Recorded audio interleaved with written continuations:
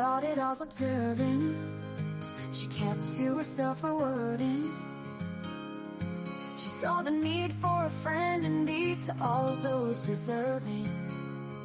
She travels the world through your eyes. She listens and sometimes cries.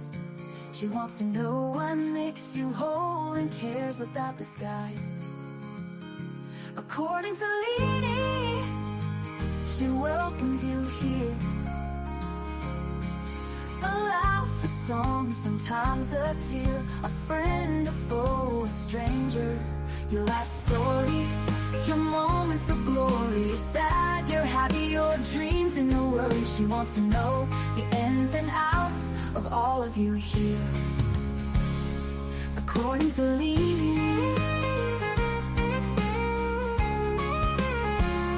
according to Leanie, she welcomes you here. A laugh, a song, sometimes a tear.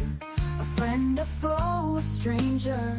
Your life story, your moments of glory. You're sad, you're happy, your dreams and your worry. She wants to know the ins and outs of all of you here. According to Leanie, she wants to know what it is all about. According to Leanie, you're welcome here while we all just figure life out. So sit back and yak, smile and laugh, have a couple or two. Leanie is coming on right now and she welcomes you. Let's hear life according to Leanie.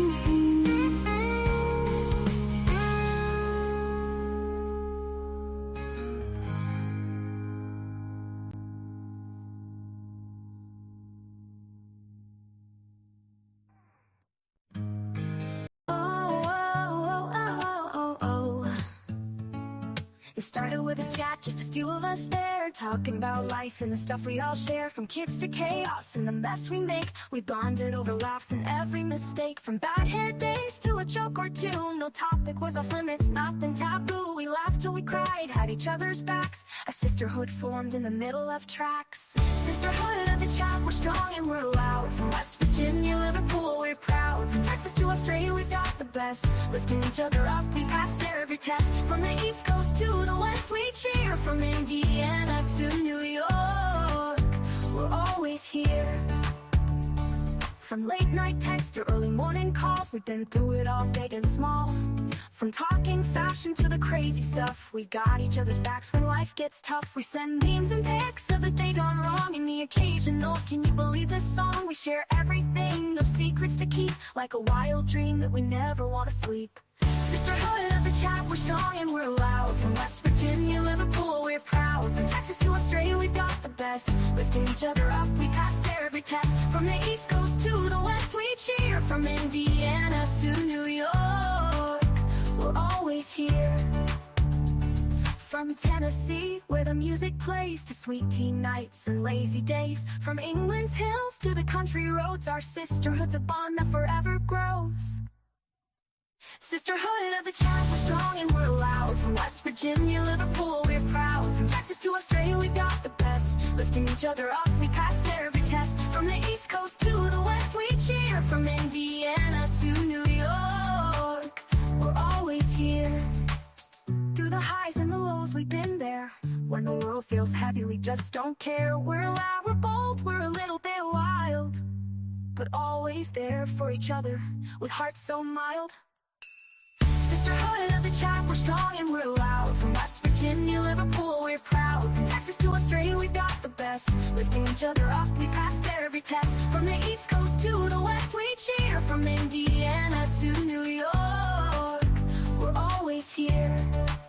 So here's to the sisters who make life so sweet. We've got each other, no defeat. From the chat to the heart, it's all the same. We're a sisterhood forever in the friendship game. According to Leanie, the eclipse is to blame, but truly the Lord brought us together and we'll never be the same.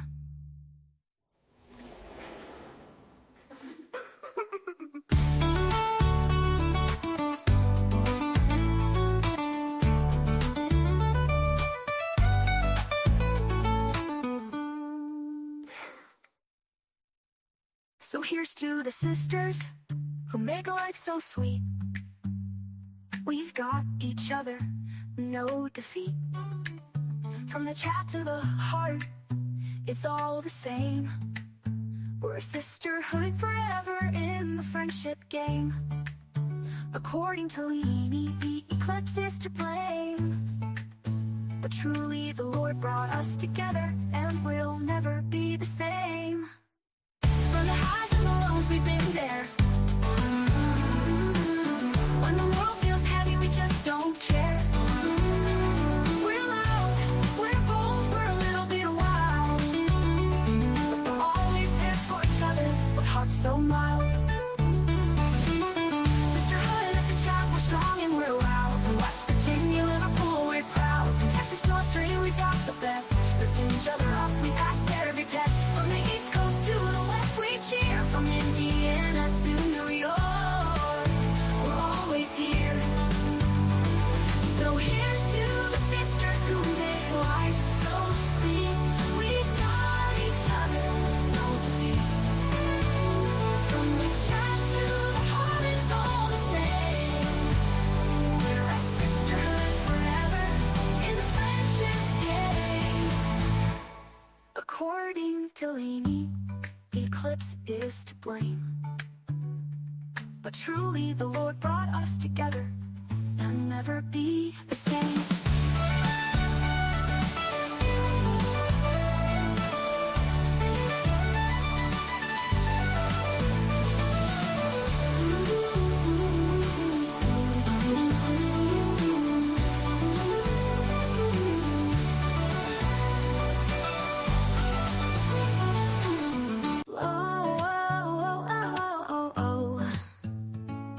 It started with a chat, just a few of us there, talking about life in the... Do you know what? I'm sure that's repeating itself. I didn't make it, honestly. I was waiting for it to finish to click it off. But then it started again, didn't it? It definitely started again. Anyway, thanks for coming in, MJD and Barbara and Wild Angel and Made Up. And I'm so sorry I can't type fast at all, especially on here when I'm doing emojis. I've got to press all kinds. It's easier on your phone. But anyway, I don't know if anyone has actually listened to anything about these kids today. The 16 kids that were left in appalling conditions. I watched a couple of things, and there were some things mentioned in there and said that I didn't know about. Oh God, my mic's 4 weeks away. Did you hear me? Tell me if you heard me or if I got to repeat myself. Please. Thank you. Let me take this off. Hold on. From the East Coast to the West.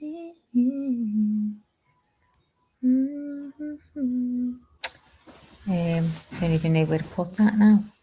Oh God, how do I get it off? There we go. That's it. Now you can see. I think it's better with that other one. What did you say?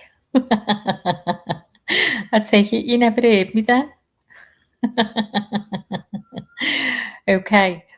I said, I don't know whether you have watched anything today to do with this, these kids, the 16 kids that were rescued from the house with like house of squalor. Do you know what I mean?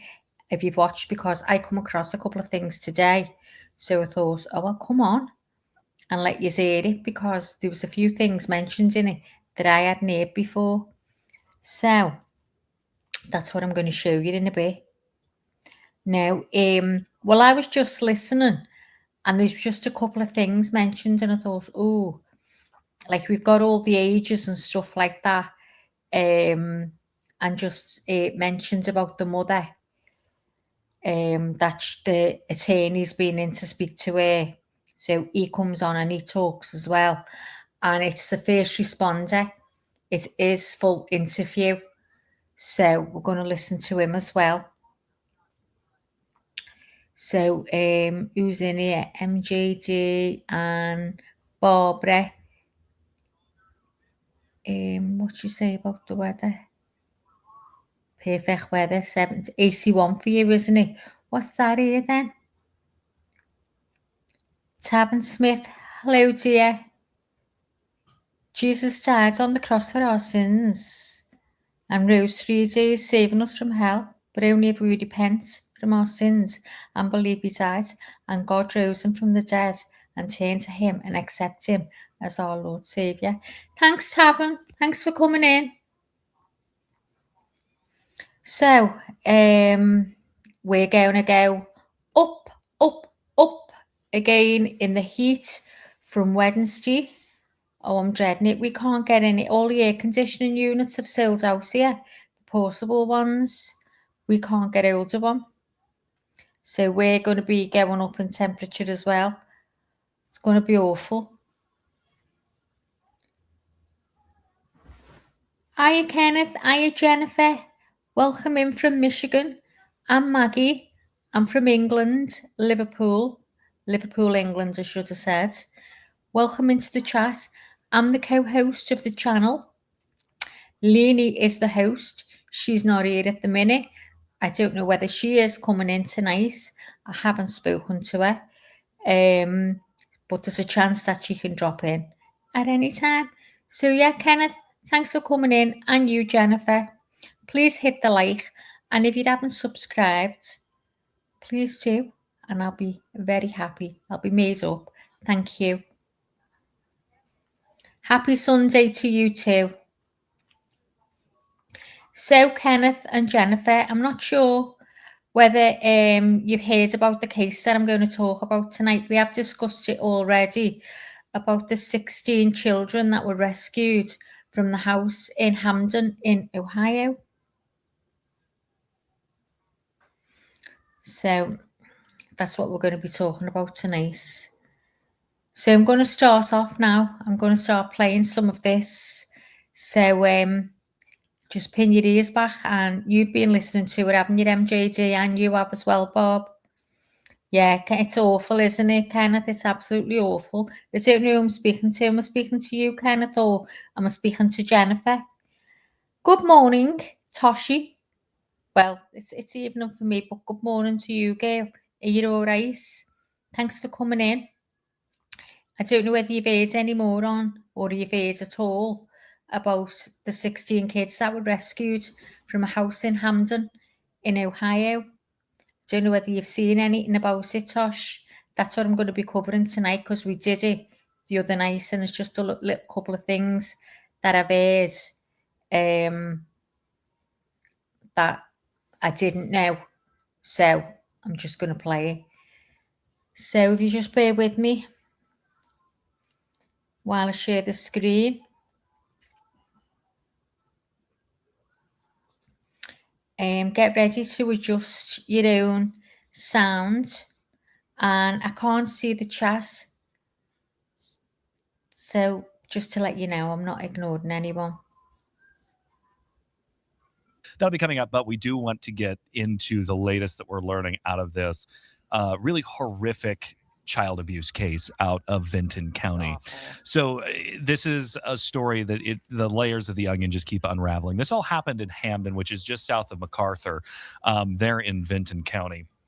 4 people have been arrested. It's the parents and the grandparents, as we're told by the AG's office, the Attorney General's office. So all who have been arrested and now charged with 16 counts of child endangerment are Gary Jr., Gary Sr., along with Christina and Elizabeth Siders. So these are the 4 people. We believe, at least according right now to the information that we've been given by the Vinton County Sheriff's Office, the Vinton County Prosecutor, and AG Wilson, that Elizabeth and Gary Jr. are the parents, and then Christina and Gary Sr. are the grandparents of all of these children. We know that it didn't happen that law enforcement we now know that the law enforcement didn't get there due to anything dealing with these children. No, they said there was a parallel investigation going on that led them to this house. Right. And then when they went into the house to execute the search warrant, that's when they found the 16 kids in a literal 12 by 12 room. And they believe they had been in there for 4 years. Right. There's feces on the ground, other bacteria. A lot of these kids, they don't even know how to speak. The 18-year-old, we've been told, is can't even write their name. Just horrible living conditions that the sheriff there said basically livestock animals have been treated because we better. don't know how many, if any of them, ever went to school. We know the younger ones did not, but we don't know about the older ones. Yeah, and from what investigators said yesterday, they moved around quite a bit to kind of avoid, to keep hiding their kids, actually. And we, digging into kind of some of their background and looking into some of the things that we've been told by people, we know this family for a long time lived around Gallipolis down in Gallia County, right there across from West Virginia. Carla Rogner spent some time yesterday really digging into this family's history and where they've moved around to. We're going to go ahead and take a listen to what Carla kind of found out about the Siderses. Vinton County prosecutor referred to Gary Sr. and Christina as the grandparents and said Elizabeth and Gary Jr. were parents, but would not say if Elizabeth was the mother of all 16 children. We learned through a marriage record from West Virginia that Gary Siders Jr. wed Elizabeth in 2008 when she was just 15 years old. That's the same year the first child was born. We looked through the family's criminal records. Aside from a few traffic issues, a DUI for Gary Sr. in 1998 was the most serious offense we could find. Authorities say the family bounced around southeastern Ohio, even Wisconsin, before landing in the Vinton County home where authorities uncovered this house of horrors. Just almost. So I don't know whether you noticed then, those kids' ages. It's like, how the hell did that girl do it? I mean, she looks so pale and her eyes are red, and apparently she was sobbing, asking about her kids. So I just don't know what the hell has gone on. Apparently, you'll hear what the attorney said on the next one. And I heard, and I don't know whether anybody else has, that the grandmother has got dementia.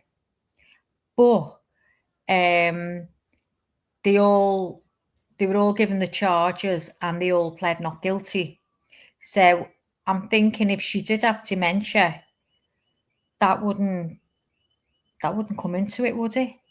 If she's not sound of mind, what would happen then? Do you know what I mean? Because I'm not sure on the law or anything. I haven't got a clue. Hiya, Rosie. Thanks for coming in, hon. Hiya, Dito. Good to see you. The grandfather looks crazy. I know, Bob. I just can't fathom out how this has worked out. I just can't.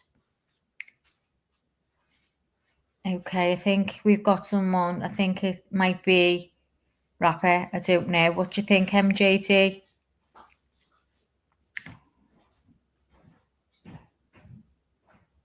Let's have a look. Let's see. So I'll put user in timeout.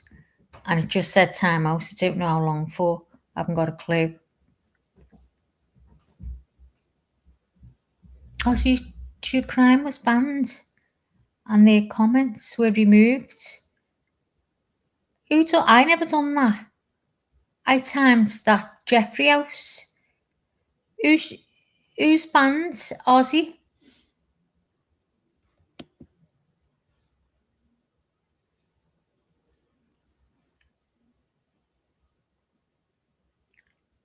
Has anyone banned Ozzy by mistake?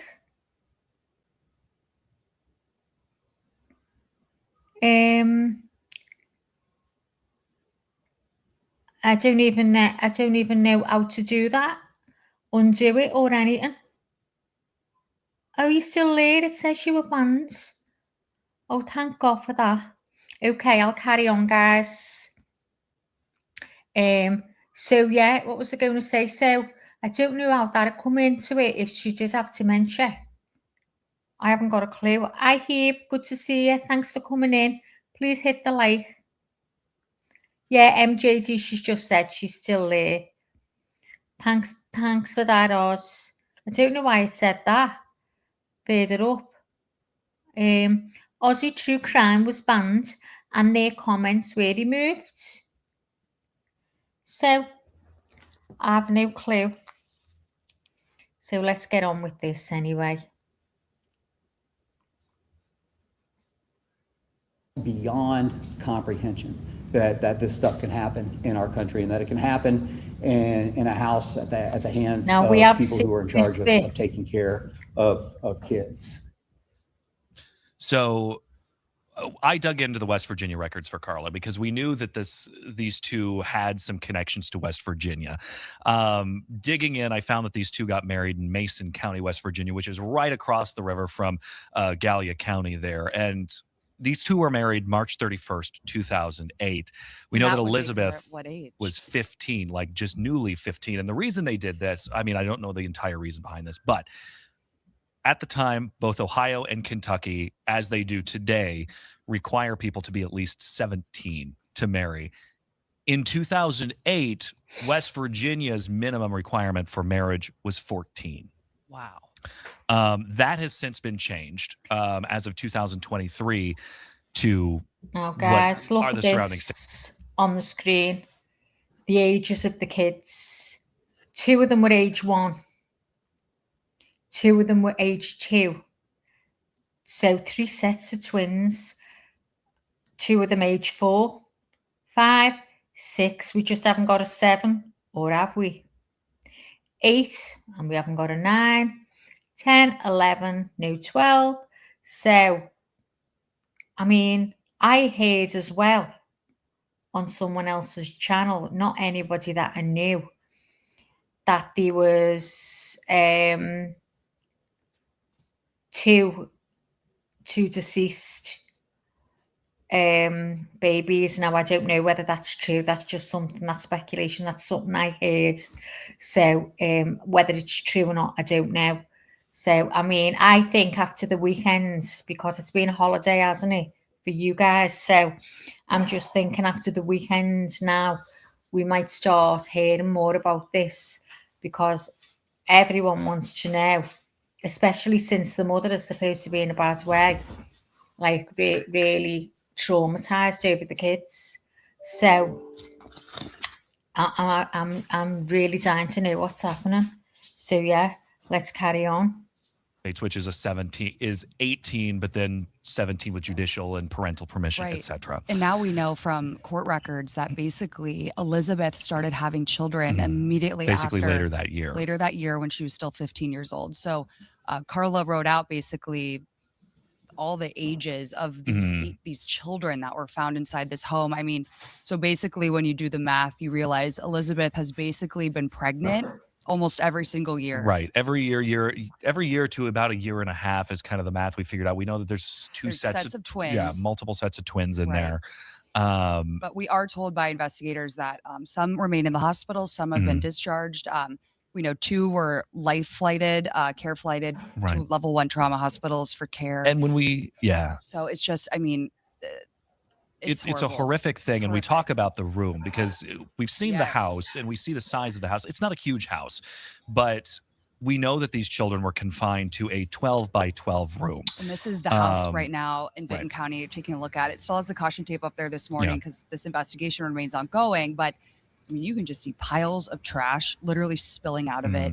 The windows are open. It looks very disheveled inside, and it smells. We've heard that on multiple accounts that it really, really smells. Right. And Kevin Landers took a dive into, because we talk about 12 by 12 and it's hard to visualize, the size of that. 12 by 12, 10 by 10 is about the size of a standard home bedroom before, and if you don't really have a visual idea of that, it's hard to just, really visualize how tight that would be for 16 people. So we're talking 144 square feet. That's not a lot for 16 people. Kevin Landers really dug into this and some of the reaction that out at them poor kids, them little babies play. You know what I mean? It's I just can't get my head around this. I think it's blown my mind. It really is. 12 by 12 with 16 people in it. But apparently, she'd go to store sometimes and she'd have a couple of the kids with her. So, and apparently everyone was saying who saw them in the store that the smell was terrible. And they were all very pale. But you know what? Why don't people speak up if they see things like this, especially kids in that condition? You know, to just get a welfare check or something to see if they're okay. Apparently, every time she went in, she was pregnant. So they must have knew she had loads of babies. She was going in for diapers as well. So God only knows, I tell you. Authorities had to this. According to investigators, the 16 children lived in a space this big. This is a 12 by 12 box. There was no access to restrooms, but this cramped area only tells part of the story. I can still smell. I can't get the smell. I cannot get the smell off of me or away from me. The images from inside this Vinton County home continue to haunt those who are building a case against the people who created it. A large number of people, though, the children were kept in a roughly 12 by 12 area. It seems like is where they've spent the most of the last 4 years. 7 of the children needed hospitalization. 1 is in intensive care in critical condition. It looked like almost feral animals. Investigators say none appeared to have ever gone to school. Oh my God, look in there in that window. The question is, where will these children go from here? How will the state protect them? Who will take them? Otis Corcoran is the executive director of Athens County Children's Services. If what I hear is correct, it's difficult in the fact of what they've gone through, but it's also difficult because of the number of children. So even if these children were totally healthy, it's difficult to place that many children in such a short period of time. He says in cases like this, it tests the system. It does test the system because you got to coordinate. And plus, given the time period, you got to move pretty quick. So getting everybody on the same page, finding out what you need, and having everyone really move into action to make sure we're doing the very best we can for these children. And so again, these are the 4 adults that we know to be living in that home. So Right. Gary. And if you look at the grandmother, Christina Siders, whatever that is, and Elizabeth, so the 2 women, if you look at them, they've been showered. Apparently they had to get showered, washed and showered before anyone could go near them. Can you imagine? Siders Sr., Gary Siders Jr., Elizabeth Siders, Christina Siders. All 4 charged with 16 counts of child endangerment. They're being held on $300,000 each on bond for this. Now, there's a lot of people out there that are like, how could this happen? So how did it fall through? How did this fall through the cracks? And, you know, we kind of heard, you know, Vinton County is about 13,000 people. It's a very small community. It's a small community. And they're specifically in the village of Hampden too, which is about a couple hundred people. And I grew up in a county about this size, that, you know, a very similarly rural community. And when you get into that size and these communities that size, it's really easy to never see anybody else. Really? Because you're spread apart. And if you choose to, you can kind of just ignore what's going on around you. And, you know, there's also the difference that rural poverty is incredibly different than urban poverty. But it's, you know, growing up in this situation, you know, nothing this horrific, but I mean, this has got to be one of the worst cases. You know, but you've seen homes in similar situations and states as that.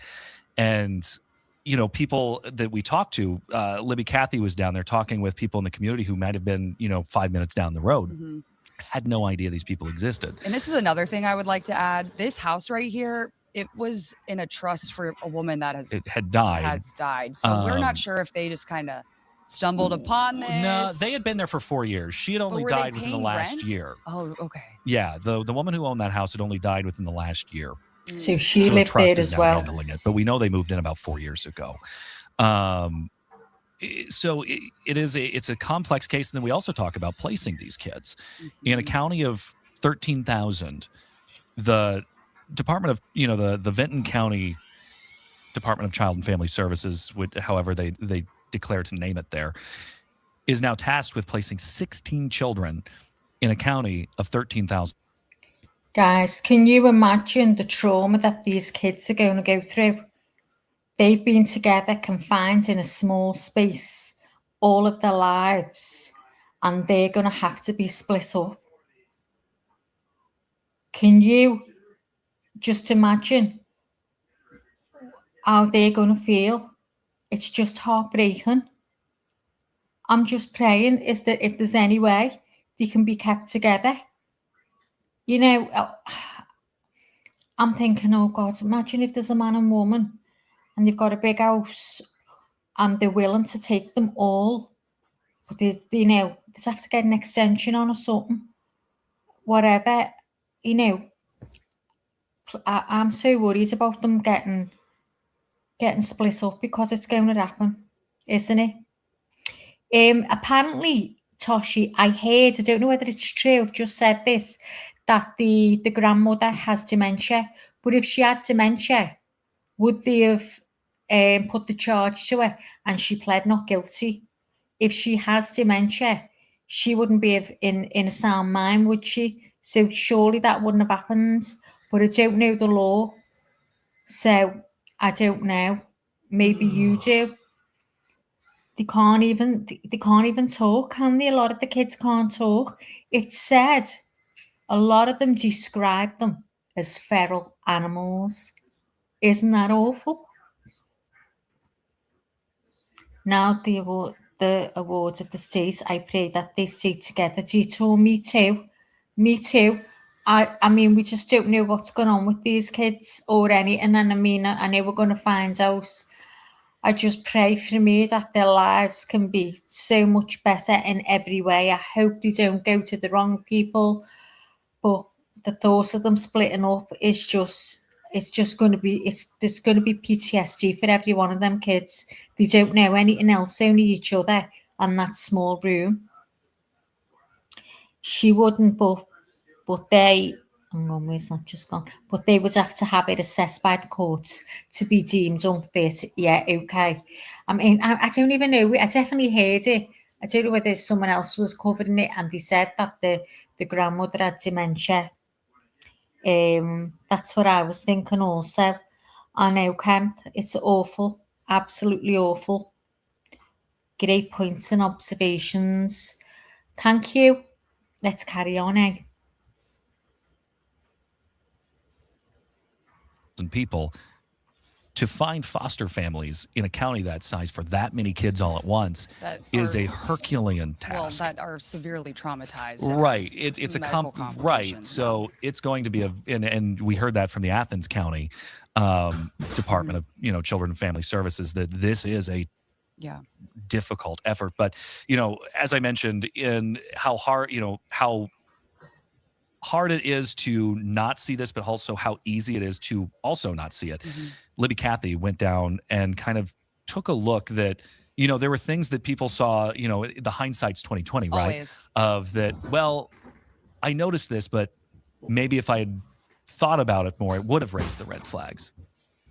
We're extremely angry people who would take advantage of kids this way. Knowing what I know now, I would have said something for sure. The quiet village of Hampden still processing what authorities describe as horrific conditions inside this home on Omer Road. You can see that it's on a railroad bed and it's on a dead end. There's really no houses around it. So I think that's maybe how they got away with it. Ralph Henneman has lived in Vinton County for more than 2 decades. And I don't think I've ever went down this road. So that kind of gives you an idea of how many people are back here. I spoke to an employee at the Dollar General less than a mile from the home who says he regularly saw Gary Siders Jr. and Elizabeth Siders shopping just before closing. They had very poor hygiene. Their clothes were always in a lot of disarray. It seemed as if that she was always consistently pregnant or like in labor in some way. They were pretty in and out. So What kinds of things were they buying? Every once in a while it would be diapers, but besides that, just general food, milk, just other like junk food and stuff like that. They would pay with multiple different cards, one with like $1 on it and whatnot, but and they would just shuffle through them. Now he says he's left wondering whether there was something he could have done. And it makes me question my own actions, whether or not. Sorry, guys. But I should have asked them about it consistently, either not asked about their hygiene or see if they needed anything or anything I could have done to maybe prevent this in any way, because it looked like there were signs. Others say it's a sobering reminder. It's scary to think that there's monsters that live amongst you. And, I guess, apparently as well, there was bugs everywhere all over the room where these kids were. They'd all been bitten. There was cockroaches running everywhere. I mean, can you just even think about this in your minds? Feces, cockroaches, bugs everywhere. They'd been bitten. And they were going in there in the Dollar General just before it closed. So they must have known, the state that they were in, and that's why they went at the end. So wouldn't be anyone there, probably. But not only that, how were they feeding these kids? As me and Leanie was saying, you start thinking, don't you? Because you're seeing the cat food, the bowls all over the place, and it's like the food in the bowls for the cat is overflowing. And I'm starting to think, hold on a minute, are these kids getting fed cat food? Because they're not getting any money for them. They're not getting any money for them kids. So how the hell are they getting fed? Oh, it doesn't bear thinking about.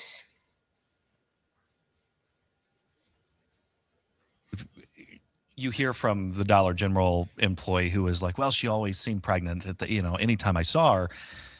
Why didn't I do something? But I guess, if in that situation, you see that, you see so many people all the time, right? That it probably is just something that you lose kind of track of time. And and you're allowed to have a lot of babies. You know what I mean? Right. Like if that's a family's choice, that's their choice. Yeah, I know plenty of, families who have 11, 12 kids, but I don't know any. It is a difficult, this is an interesting case that is one that we haven't seen in a long, long time. Not especially in this area. Right. And we hear, we've heard it from Andy Wilson that he's never come across something like this. No, and he's been in his time for decades. Right. And I think now the focus, besides the prosecution of these four adults, it comes to the focus of how do we best care for these children? How do we find the resources for them?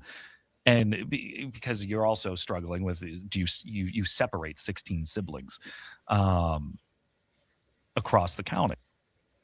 I heard too that because a couple of them were old enough to reproduce, that they're going to get DNA tests, and that's what's going to happen to them.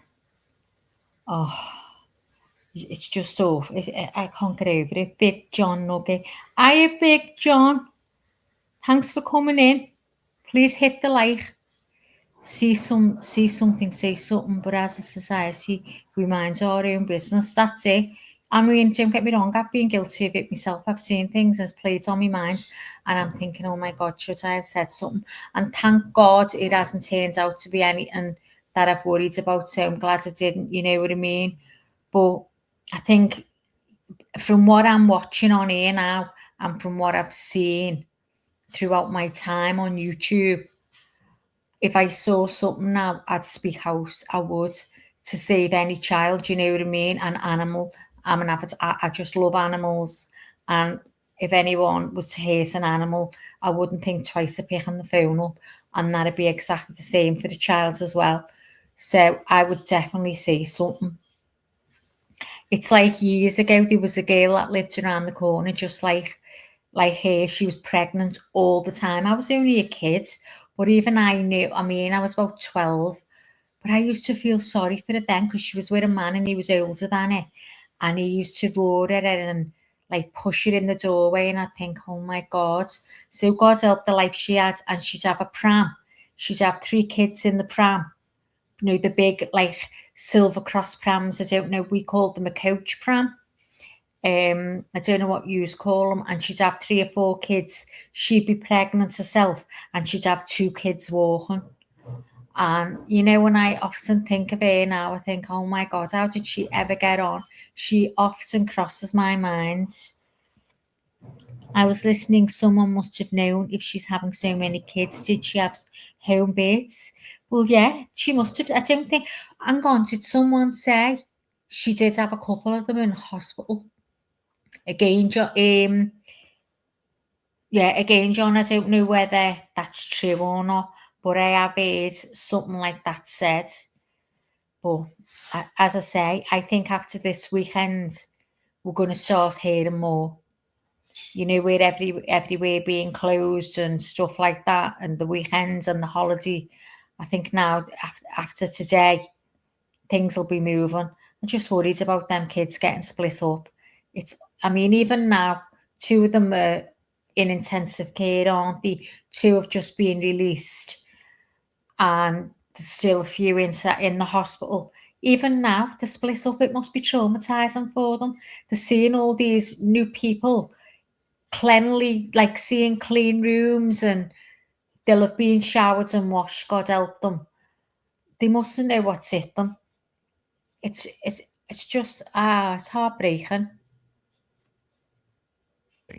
Right, but they need to be protected right now, and they need a lot of help. But the governor, I mean, the state is rallying around these children. And it's also important to note, because the state is investigating this, and I would bet the farm that these 16 counts of child endangerment will not be the only ones. No, they expect because more charges. BCI is deepering this investigation, because they want anybody who has any knowledge of this family to come forward. It doesn't matter how deep your knowledge is. If you know anything about these folks, if you've ever come in contact with them, they do want to hear from you. And the number for that is 855-BCI Ohio. It's a hotline to them. So that, once again, 855-BCI Ohio. Oh, so as I say, there was a couple of things in there that we had news about. So has anyone got any thoughts on what we've heard so far? Yeah, 2 of them in intensive care. They're the ones that they had to take 2 of them straight away. They said they wouldn't have got another 24 hours to have been dead. I'm trying to think of all ways in my mind today that the mother is really devastated, and the first thing she did was ask about the kids. Was she in the room with them? And apparently it was put to her, you know, sort of, is she a victim? And she didn't show any part of being a victim. So this is baffling me. Yeah, it said injuries. I heard that. Was it yesterday or the day before? Injuries. What the hell's going on there? Oh my God, I'm thinking of all kinds. People today are too afraid to get involved. You're right, Kenneth. There is a lot of people, especially where I live. You know, years ago it was a big community here. Everyone knew everyone. Now people go in and close the doors. So, you know, they'd rather put a pew to your head. Now, if you was to go to someone's house. But anyway, let me get on with this one now. There's another one. So there's a few things in here. This is the first responder. So wait till you hear what he's got to say. So I'll put it on now. I'm just going to share it. Keep doing it wrong.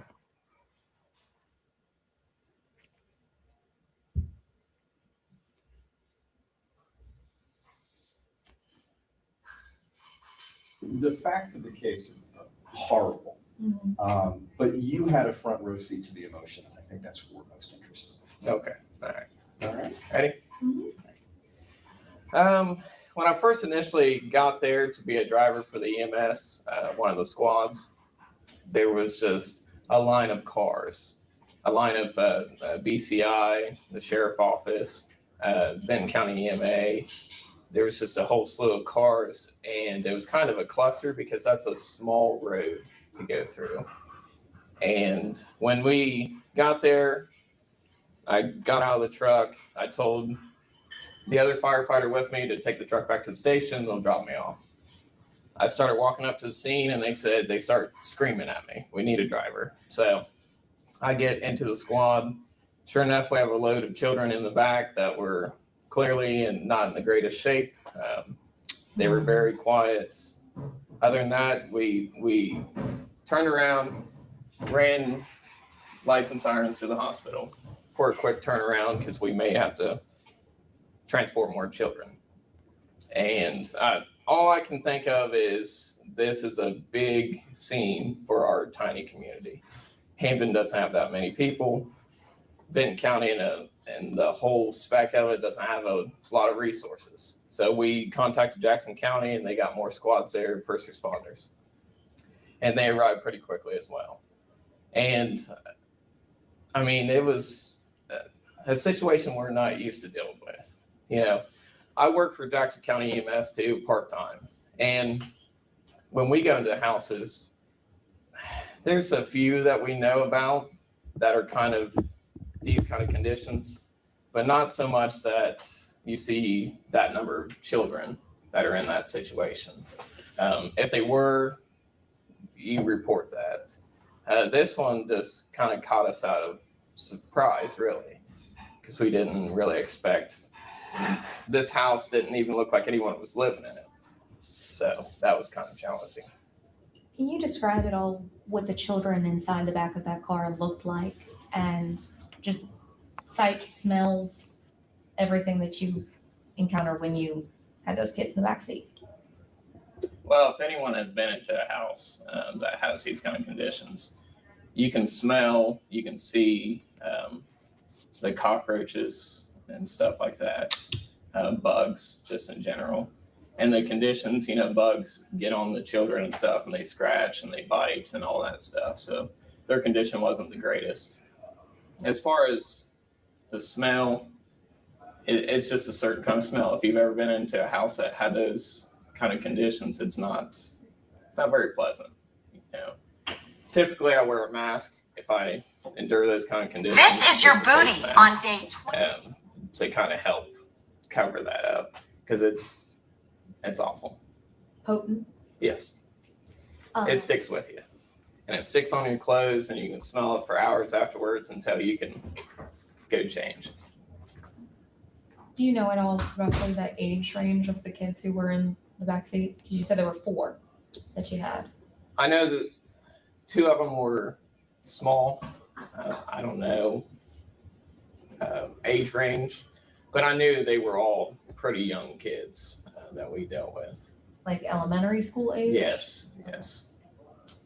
And I mean, I see that you're married. I don't know if you have children, but just, how did it make you feel to see children, in such a state, and being that person to get them help that they needed?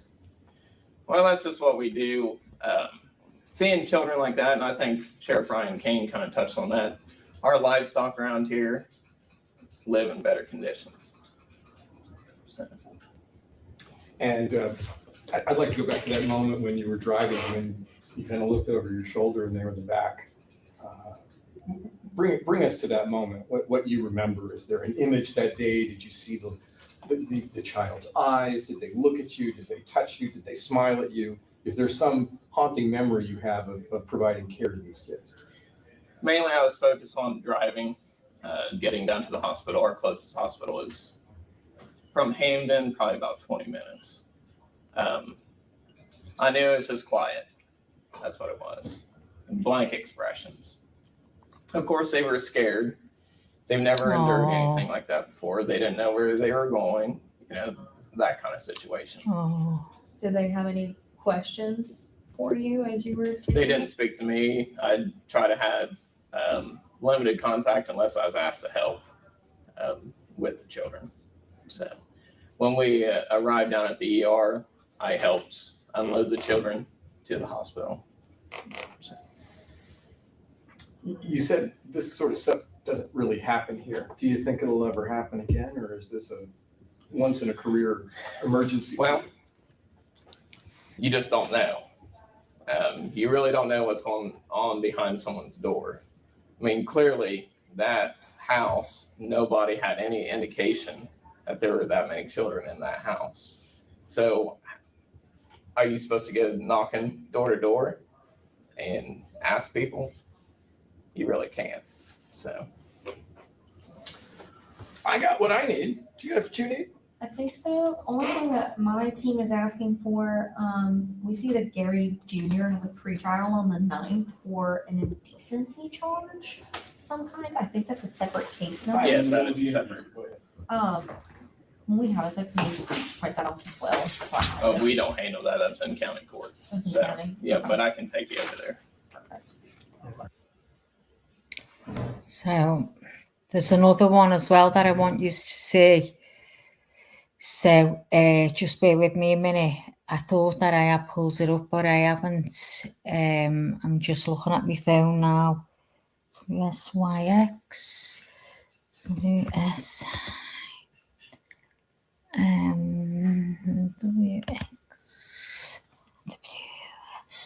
WSYX.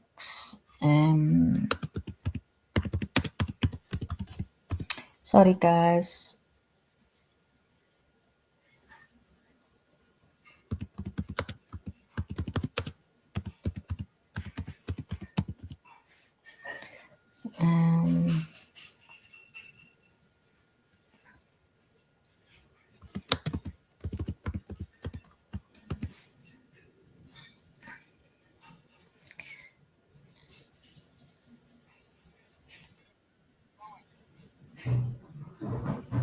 So I'll play that in a minute. Just come back to chat.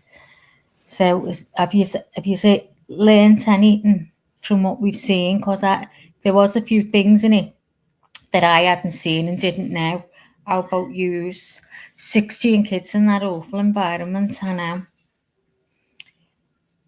Rose Belizia. The 16 kids were rescued from a house where they lived in squalor in a bedroom 12 by 12, ranging from the age of 1 to 18. Their parents and grandparents have been arrested. So this is what we've been looking at. So we're just learning new things. Sorry, Toshi. I hope I didn't ruin your appetite. What did she say, Tito? Imagine the smell could be like a public dumpster full of dirty Oh, I know. Everything they've talked about, I've smelt and I've seen, and I'm like, oh my God. Yeah. How does it even begin? How does it even begin? Did she just run out some money and couldn't afford diapers anymore and say, well, you're just going to have to do it on the floor?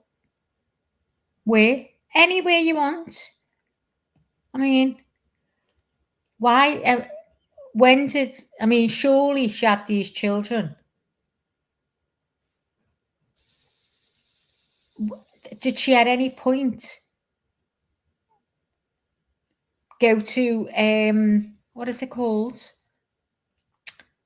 You've got to go and produce the birth certificate and stuff, haven't you? You know, she's not getting any money for these children. So when did she decide that no one was going to know about them? Not just her decision, her husband's decision as well, or was it all his decision? I mean, I'm asking 1,000,001 questions and saying, well, we're going to find out probably after the weekend, but there's so many questions going around my head.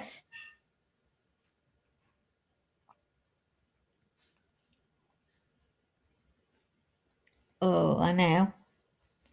Poor kids. I wondered if they were hiding something. Well, they weren't wanted for anything, and apparently they there was only the grandfather that was wanted on was it a driving charge? They weren't, none of them were wanted except the dad with that. He was, what is it? What does he do? Public, what's it called again? I can't remember my words. I mean, where was he when he did that? Where did that come from? He like flashed, didn't he, in public? What is it called? Oh, someone help me out. What's it called? Where he showed his bits. So that was his first time he's ever done that because there was no other charges.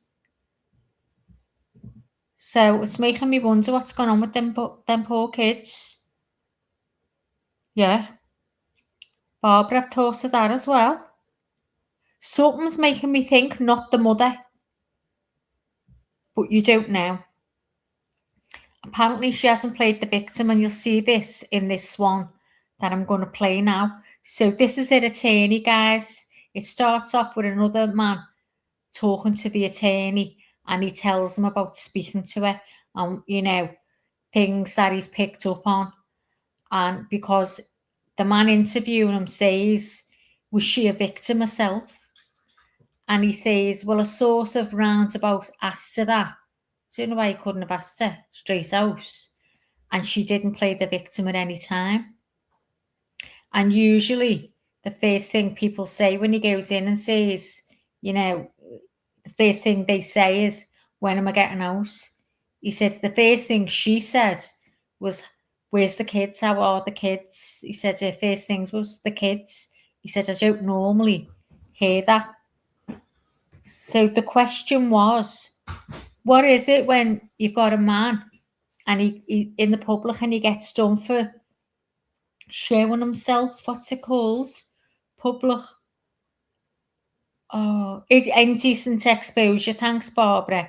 God, I got it. Leanie was stuck yesterday and I got it, and today it's gone out my mind. Yeah, so we got done for indecent exposure. So now I'm thinking, has he done anything to them kids? I know it's a terrible thing, but we're bound to think. No one's saying he has, but I'm thinking, has he? It's in my mind. Has anything happened to them poor kids? And they won't know any different. Oh God. Anyway, let's watch this. I think I've let's just see if I've pulled it up okay. Here it goes.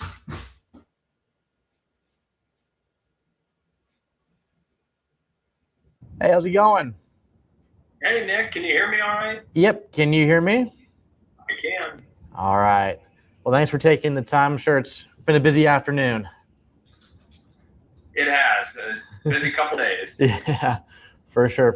So we can just kind of jump right in. Thank you again. All right. Recording in progress. All right. So first off, just say and spell your first and last name for us. It is Tommy Stolley. Tommy spelled the way you think it would be, Tommy. Stolley spelled Stolly. And then official title. Managing attorney, Stolley Law Offices. And then when it just comes to this case, you know, you being the lawyer on this one, just what are your initial thoughts when it comes to, you know, this case that you have at your hand right now? Well, my initial thoughts are always for the human aspect of a case like this. Obviously, this is something that has been sensationalized a bit. The media is interested in it. People are talking about it. You see it everywhere. But there's a human component here. So that's always the first thing that I'm interested in. I want to know what the charges are, and then I start thinking about the human aspect of it, because that's the thing that's going to actually be real. Because at the end of the day, that's what we care about.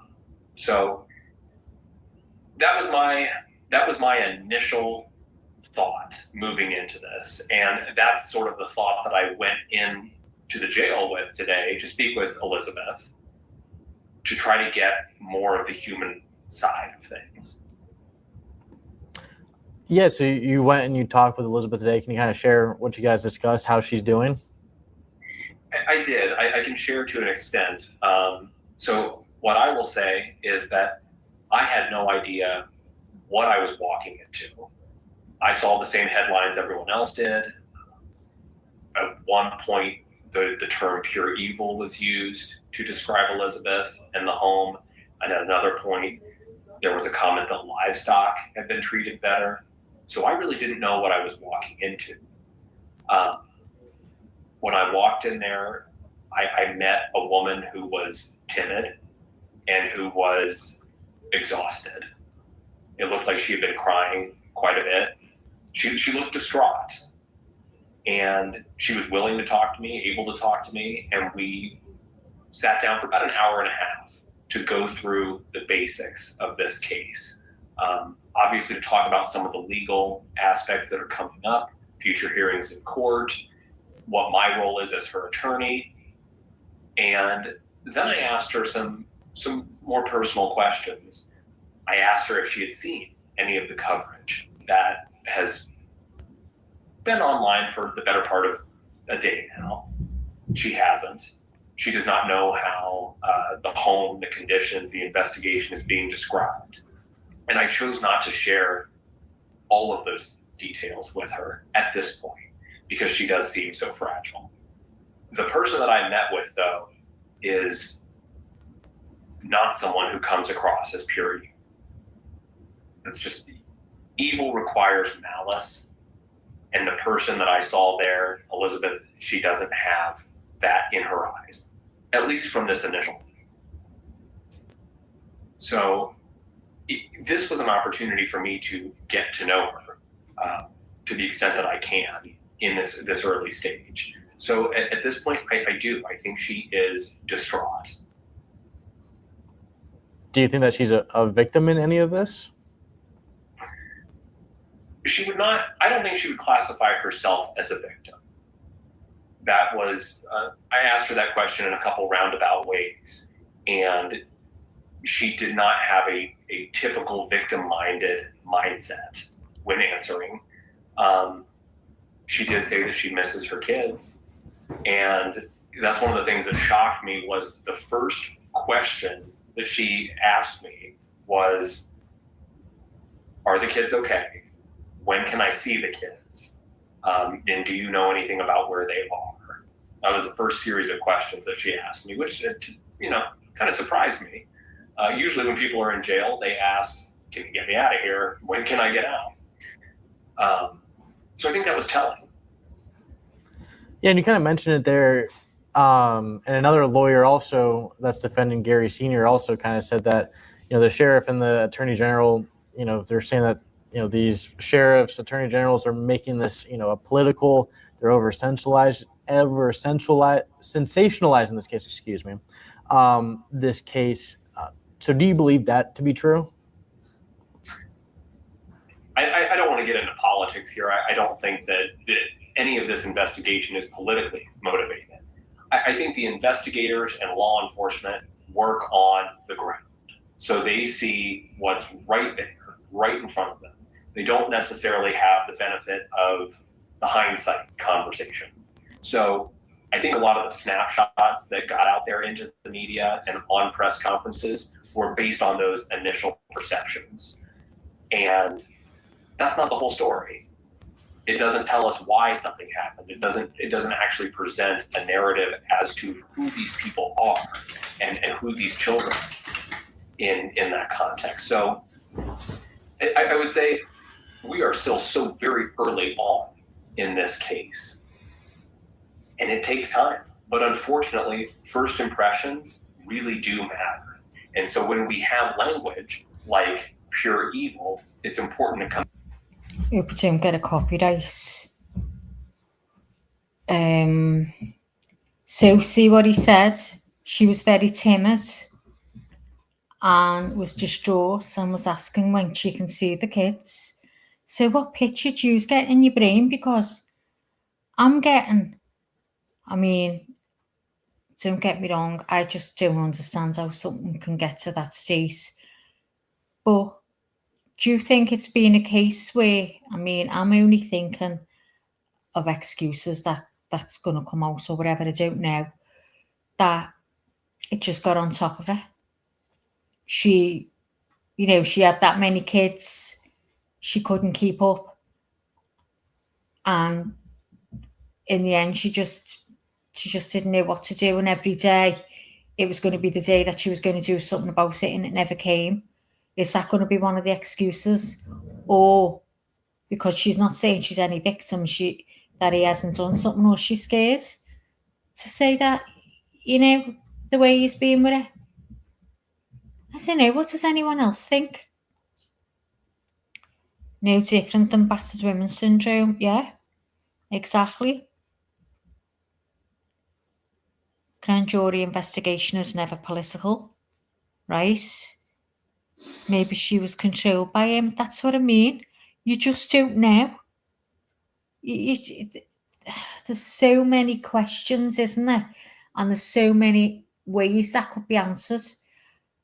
Just say, for instance, so there was another person, another woman living there up to last year. So there was 21 people. And she died. So the house went into trust. And they've been living there with her. So obviously they're still there. And look at the house now. That means look at the state of the house. I'm just wondering if that's going to be one of the things said. Because she had loads of little ones. It just got too much for her. And things were building up and getting out of control. Because you're seeing toys, you're seeing bikes. I mean, so at some point these kids have played out. You know, in one of the homes they played out. So is this being the house that it's just got on top? She can't cope. And that's why it's a shithole. It's in the state it's in. His parents are also controlling. Well, yeah, I mean, you don't know that for sure, but that could be another. You don't know. She's gone in there with, you know, a mother, a father, and their son. So, yeah, they could all be controlling her. But I just don't know. Why she never declared these children. I mean, I'm dying to know. We're going to get to know, I know that. But she's not getting any money for them. How can anyone survive with no money for 16 kids? Obviously, she was breastfeeding. Well, I assume she was breastfeeding. You used to say she's still not breastfeeding. Because can't you breastfeed up until the kid's 6? Oh my God, I couldn't. But, you know, some people do. Is that a possibility? I mean, that still wouldn't be enough for a child of ages 6, 5 and 4, would it? She no wonder she's white. Yeah, kind of so many possibilities. Probably afraid of him. She probably was, Bob. So is it 6 that you can breastfeed? 6 years? And I mean, it has been said you can breastfeed until you stop and that's it. But I have 3 grandchildren and at times I can feel overwhelmed. Thank God I can ask for help from family and friends. Oh, Tora now. I mean, we used to have the little one next door only of a Saturday. She'd come in every Saturday. We'd have her for what? About 4 hours. And she was just home from home with us. She'd be fine. But as she got a bit bigger, she was getting more, you know, things were getting thrown in, and it was becoming harder. I was thinking I just didn't have the patience that I used to have when I was younger. And it's really, really hard. So to have that many kids, it's got to have got out of hand. But you know what? You can take things to stop you having babies. So again, I'm thinking, was it him? Was it him? Which is the reason she was pregnant all the time. She didn't have a say in the matter. Same here. This really cuts with our 70-year-old grandparents. It is so hard, Kenneth. It really is when you're older. Big John said, my nan placed me in care. She couldn't look after 6 kids as my mother ran off. My nan couldn't cope. She'd done the right thing. Oh, exactly. Do you know what I mean? She didn't leave you to go hungry or, leave you to just go with anyone. It's so hard, that decision to do something like that must be the hardest decision, one of the hardest decisions ever. Toshi says, we have 3 living with us, 2 detour, and I'm so glad I can walk away and lock myself in my room.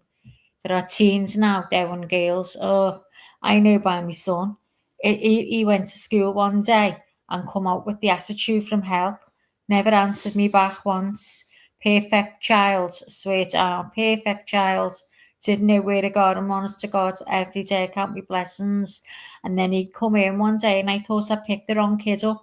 I was side-eyeing him thinking, I was thinking all kinds, thinking, oh my God, attitude from hell. And he's still got it, thinks he knows everything. Hard work, and I've only got the one. It is so hard. Barbara said she would always have milk if she was having one every year. Oh, God. So she's probably still breastfeeding them, isn't she? Oh, my God. And 3 sets of twins. Wow. Let's get back to this, Combat that language and say innocent until proven guilty. Because that's what Elizabeth is, and that's what all of her family who lived in that home are. They're innocent until proven guilty. And it's the state's burden to prove them guilty beyond a reasonable doubt. And we don't know at this point if they're going to be able to do that. Part of what I was able to get today in sitting down and meeting with Elizabeth was a little bit more of that context. Who she is as a person and her relationship with the kids. And kind of, you kind of mentioned the media aspect of things, the talk of the town in Vinton County is this case. Do you want to take this case out of Vinton County? Do you want to ask for it to be taken out of Vinton County to be somewhere else? I don't know if we have enough information for that at this point. What I will say is that the people of Vinton County are tremendously fair, and we look forward to vigorously defending this case. And that's going to involve a lot of investigation and, to be honest, a lot of time. So is that something that is a possibility? Maybe. We don't know that at this point. We don't have discovery at this point. All right. Well, is there anything else I'd like to add that I didn't ask you about? Not that I can think of, other than the fact that we are still so early here, and it's going to take time. There's going to be more information that comes out, and some of it is probably going to bring a lot of this into context. But what I would ask for the public, or from the public rather, is to allow this thing and to have faith in the system and to allow this process to work out. Because, like I said, we look forward to vigorously defending this case, to working through each of the charges. Most importantly, we want to make sure that the kids are okay. And it sounds like that is well on the way at this point. So, then our focus shifts to the context and figuring out all we can about what happened. So the unfortunate truth in the American justice system is that takes time. So we're confident that it will, that the system will work. It's just going to take time. Yeah, and just kind of lastly, when were you notified that you'd be taking this case? Well, coincidentally, I happened to be in Vinton County yesterday. And it was yesterday afternoon, right before the courthouse closed. that I got notification that I would be, they asked if I would take the case, and I said yes. And then I know it's still kind of early on for you, and you might not have all the details. But was Elizabeth 15 years old when she was married to Gary? That's my understanding, yes. Okay. And I just want to make sure I covered all the basics. I think we got it also. I appreciate your time today. I know it's probably been very busy. It has, but I appreciate you taking the time as well. Yep. All right. Well, have a great rest of your evening. All right. Thanks, Nick. Have a good one. You too. Recording stopped. So that's that. So the let's just show you. Here's the ages of these kids. Hang on, sorry. Let me take this banner off so you can see. So age 1, 2, 4, 5 and 6. I think that's gone over the, I think that's 10, 11, is it? Can't see because of the, I have to move that off. Hold on. So there you go. So 1, 2, 4, 5, 6, 8, 10, 11, 13, 14, 15, 16, 18. Can you believe, as I'm saying all them names, it's like you're on a register in school and you've got to show here. That's what we used to have to do. Do you use Americans do that? And Aussies, when you were in school, you'd have a register and the teacher has to shout your name, all the kids' names out, and you've got to put your hands up and say here, so she marks you in. Did you used to do that as well? Or was it just us English? Let me know. They need to change the law for marriage in the country. They've done it now, haven't they? They put it to 17 now. It used to be 14, but they've put it to 17. I have an 18-year-old boy, 14 girl, and 6-year-old going on 30. Tito, telling you. My mum used to say years ago, babies had their eyes closed for at least 6 weeks. Now, they're born with their eyes open, they're looking everywhere, they're smiling after 2 weeks. It is unbelievable, the absolute difference in babies today to babies years ago. So you've added the attendance register. Yeah, there's 3 sets of twins, Deborah. 3 sets of twins, and they're 1, 2, and 4. Yeah, well, that was me too. Well, I wasn't in the 60s. I was born then. I was born in 65. I'm 61 now. But we used to have a register, a big, long, like, grey book. And you used to shout your name out, and you'd have to say, here, or yes, miss, your hands up. Where'd you say you're from, Kenneth? I'm surprised you can understand me. Did you say you're from Michigan? It doesn't surprise me, John. It's West Virginia. They are from, yeah. Born in 1956. My brothers was born that date as well. So he's all at Taylor, Michigan. I've got no clue where that Taylor is, but I bet it's in Michigan. Imagine the doing fertility treatment. Oh my God. Well, I don't think so, because then they'd have to go to the hospital, wouldn't they? And then I don't think they get passed for having fertility if they were looking like that and smelling like that. Surely they wouldn't let someone who couldn't look after themselves have a baby. You know what I mean? But I'm dying to know all the answers to the questions that I'm thinking in my mind. I've been through every one of them. I'm even thinking, I mean, this is going to sound terrible, guys. Don't think I feel dead bad minded thinking it. Is he been having all these kids because he's sick? I'm not even saying it. This is my brain. It hasn't been said. Well, if it has, I don't know about it. But I'm starting to think all horrific things now since he got done for indecent exposure. So this was at least 4 years. This has been going on in that house, right? Yeah, that's what I mean. 4 years they've lived there. And the woman that lived there with them. So she's known what's going on as well. So know how old she was and how she died. That'd be interesting. And did they never? How did they come to move in there? And if they stopped going out in the other house that they lived in, would they have brought the toys across the bicycles? Would they have bothered? Would they have left them there?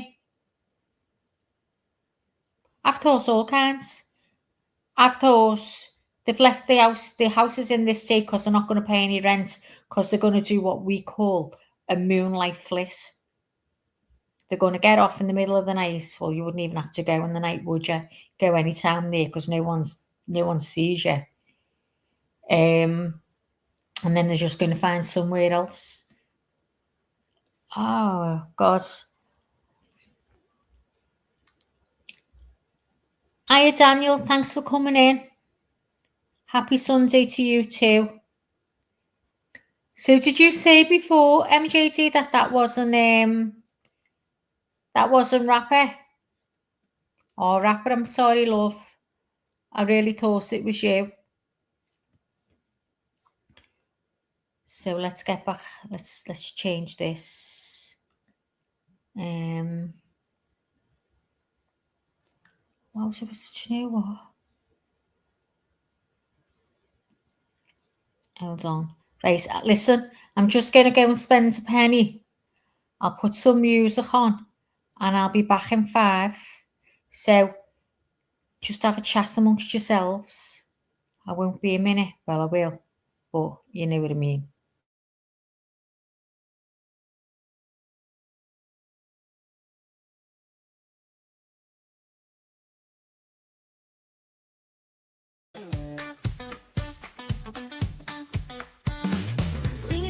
It's a wild affair. Maggie co-host with a comical flair. Prayers and laughter fill the air. Jumping jacks and goofy stares. Families gather around the glowing screen. Hilarity's a cocktail where we dream. Maggie's jokes are a meme machine. Turns our blues to yellow and green. Lily needs a smoke break, light it up. Life spins crazy, but we fill our cup. Laughter's the anthem, turn it up. We're said with love, it's more than enough. Impromptu vibes like morning light. Creating joy in the middle of the night. Smoke breaks, just a moment of quiet fight. Back to fun, to the crazy side. Tick tock, time flies by with Maggie's jokes that reach the sky. Leanie grins with a happy sigh. Happiness streaming, no need to cry. Leanie needs a smoke break, light it up. Life spins crazy, but we fill our cup. Laughter's the anthem, turn it up. We're said with love, it's more than enough. Impromptu vibes like morning light.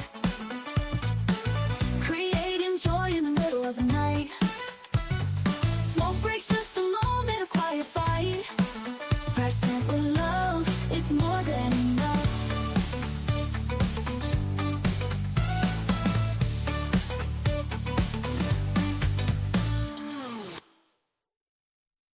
Impromptu vibes like morning up. Life spins crazy, but we fill our cup. Laughter's the anthem, turn it up. Present with love, it's more than enough. Impromptu vibes like morning light. Light and joy in the middle of the night. Laughter's the anthem, turn it up. Present with love, it's more than enough. Impromptu vibes like morning love.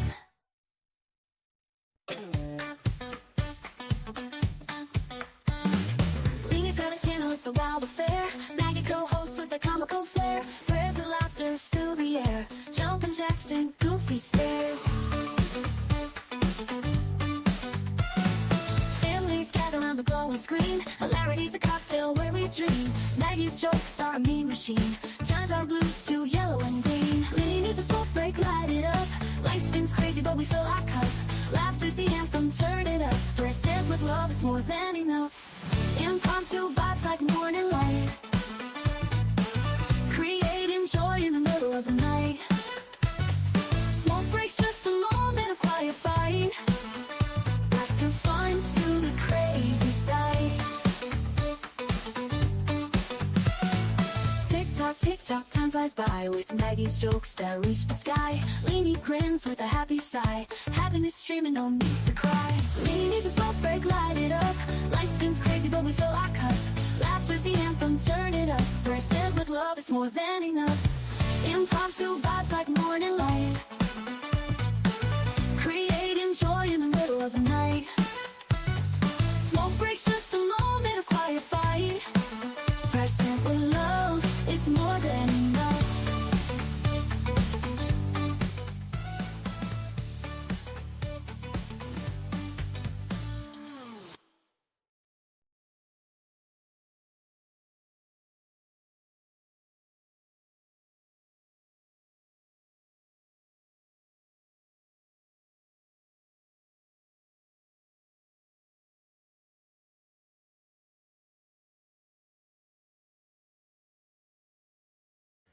Oh, I've been talking.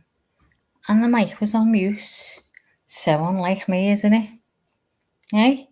So unlike me to make a mistake. So what are we talking about? Let's see. All those twins, I know.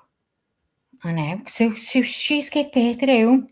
She mustn't have had difficult pregnancies, must she? They must have flew out. After 16 kids, they flew out. She must have, as soon as she went into labour, she must have had to sit down because she knows they're coming fast. Oh my God. Who knows if we'll ever find out? They might keep that information private because they're minors. Oh my God, don't. I never thought of that. Don't say we won't know. Oh, that can't happen, can it? Yeah, but we mightn't find out. Oh, but surely we're going to find out the charges of what they've been charged with. So then we're going to know what's happened to the kids. Am I right? Oh God, am I right? That we've got to know the charges. But we won't know about each individual child, what happened to them. We'll know about the 18-year-olds, won't we? Because they've already said that they're going to be getting DNAs done. The ones that are old enough to reproduce. Well, oh my God. Well, isn't that the case from when they're about 14, 13? Because I've known there's been kids I've watched on here, that they've been 13 and 12 having babies, even an 11-year-old. So I don't know. So don't say there's not a chance that there could be a chance we're not going to find out. Oh, I need to know because I've thought not on. I mean, here I am on here. I got the live up because I'm thinking, oh my God, I need to let these hear this because there was little things in it that I hadn't heard. But apparently there was cockroaches running everywhere. Oh, can you imagine? And vomit as well with kids that being sick and things like that. I want to know what them kids were eating. I want to know because if she wasn't having any money, what the hell were they feeding them kids on? Oh, do you think they must have run to the little animal bowls and ate the food out of there because they were hungry? Who's to know? Terrible. I mean, it does make your mind run amok. If you sit there and you start thinking, I mean, since I've come on here, I'm like I look at people so differently. I'm looking at, in the neighbourhood thinking, how all the other people, like for example, there's Chris Watts, look what he did to his whole family and the way he did it. I mean, would you have ever in your life thought that man had it in him to do what he did? Because he loved them kids. He was always playing with them. I'm thinking a demon. Someone took over him. Something took over him because that's another thing burns my head out that I can never get over how he did it, ever. No, Tosh, that's me thinking. Is that what they were doing? Because they weren't getting any money for them. Apparently the kids looked malnourished and white. I mean, 2 of them were near dead and others were close. They said they wouldn't have lasted another 24 hours. The cat bowls were all overflowing with food. Was them kids eating cat food? Because she never had any money for them. So what were they eating? My mind's going everywhere. Yeah, Toshi, I mean, how could you not think that way when I know we shouldn't. We should wait till we've got more information, but you can't help it. It's part of human nature. I think the worst of everything first. I'm a worrier, as you know. I'm a terrible worrier. I have the worst case scenario going on in my brain. And now it's going on now because of these kids. How they've survived. I mean, they're all very sick. Obviously, they're sitting in a room full of feces, urine, vomit, cockroaches. So, and you go in places like that, you'd have to wear a mask. So them kids have been in a 12 by 12 room with that for 4 years. Didn't look like they had power in that house, so food couldn't have been cooked. Exactly. And there was no barbecue or nothing outside, was there? Not that I seen. So I'm thinking, was she going around filling the food bowls like that? Because them kids, as described, were feral and was just going like the cats eating the food. Oh, I don't know, Tosh. I tell you.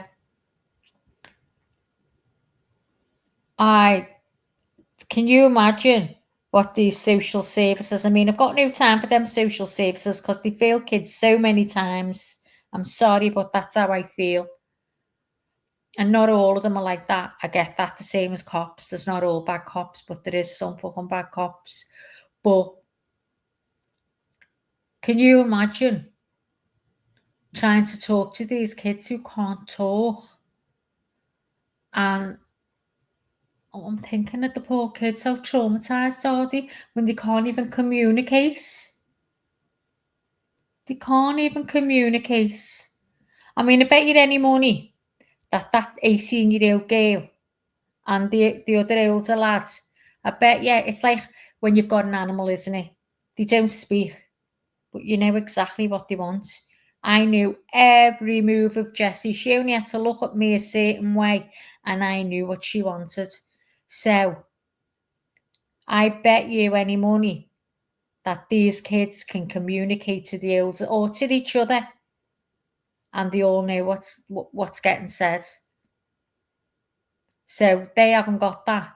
So I hope that they bring them older kids into them at some point.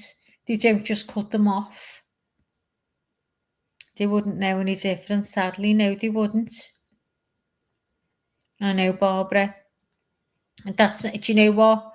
That wouldn't surprise me in the least because I've already thought it. Everything's gone through my mind.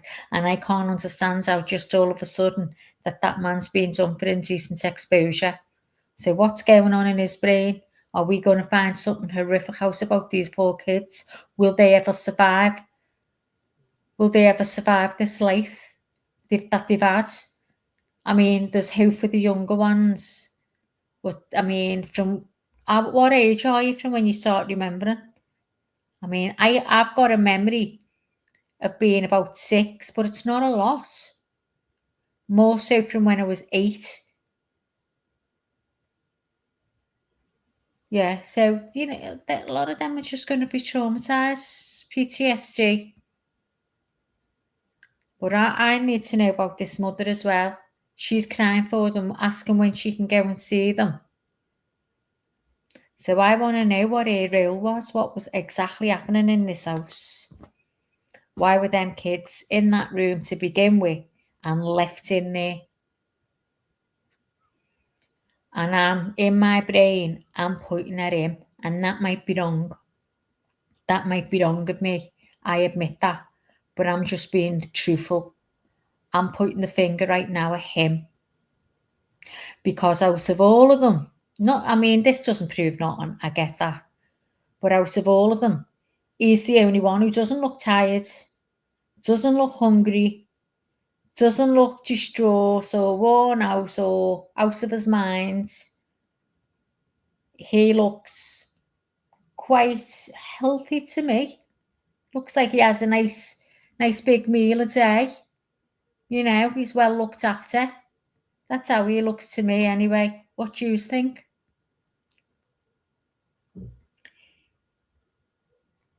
Big John said, think they can communicate copying him and her and grandma. Yeah, who knows? Which one was charged with indecent exposure? The father of the kids. So there's Elizabeth and is it Gary?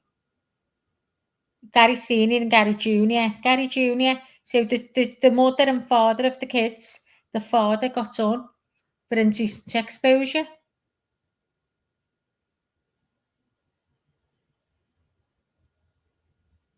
Yeah. It does. I mean, look at this picture. Just look at this, guys.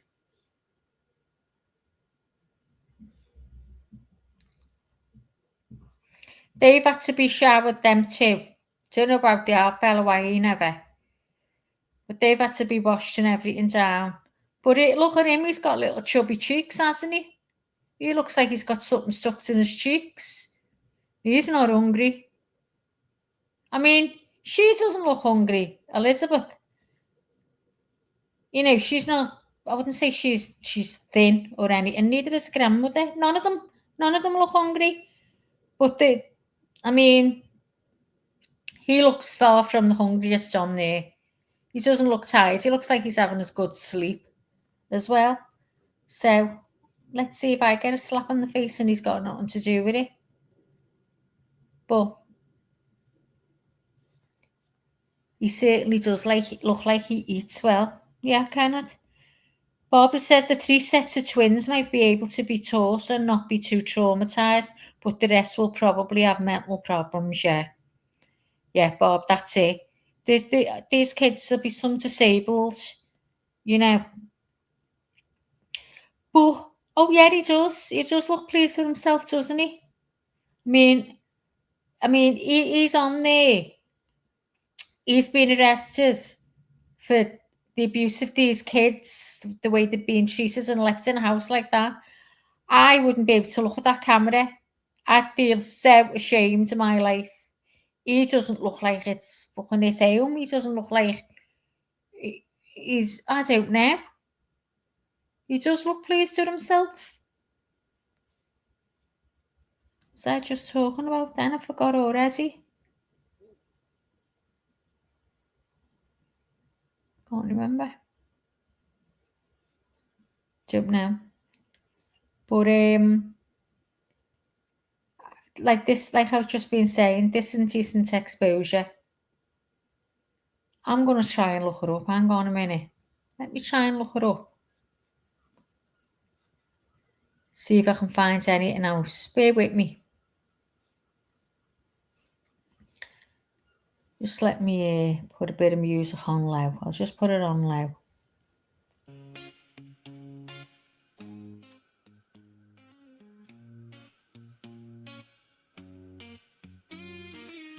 In the studio we laugh all day. She's got that sass in every way. Talking fast, not a pause in sight. Leanie's got my head in a spin tonight. Oh, shut up, Leanie, can't you see? You talk so much, it's drowning me. With your white hair and sassy flair, just give me a breath. Nice. What's the name? Sadis, isn't he? Running jokes, mile after mile. Try to speak, but then she slides. Leanie makes it a wild ride. Let's have a look now what we'll get up here. Is his name Gary? I'll take Gary out in case.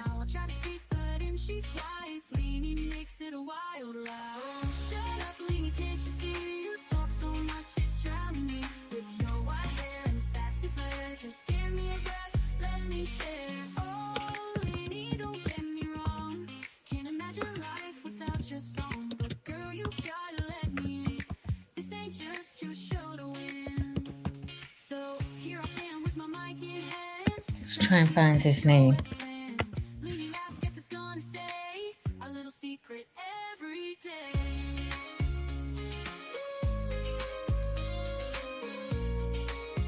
No, can't get anything up on here. Let's see if I can wait it another way.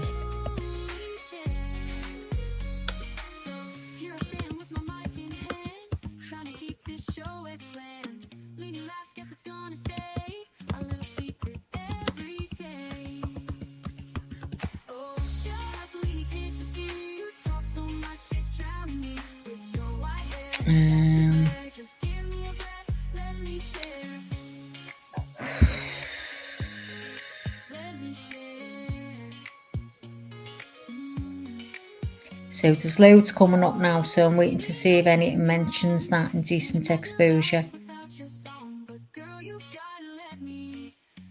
Let me lower that music because it might be sending you out your mind. In fact, you know what, I'll just take it off now, eh? So let's have a look what's coming up here.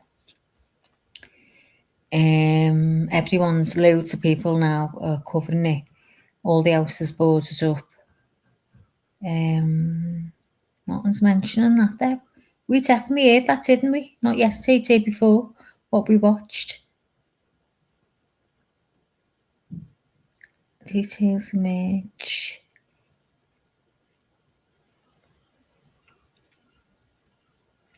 Now on this one,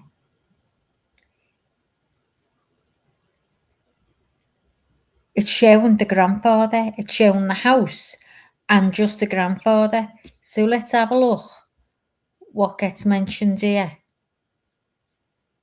Now I'm hearing this the same as you, so I'm going to share it. So bear with me. It might be all, it might be nothing.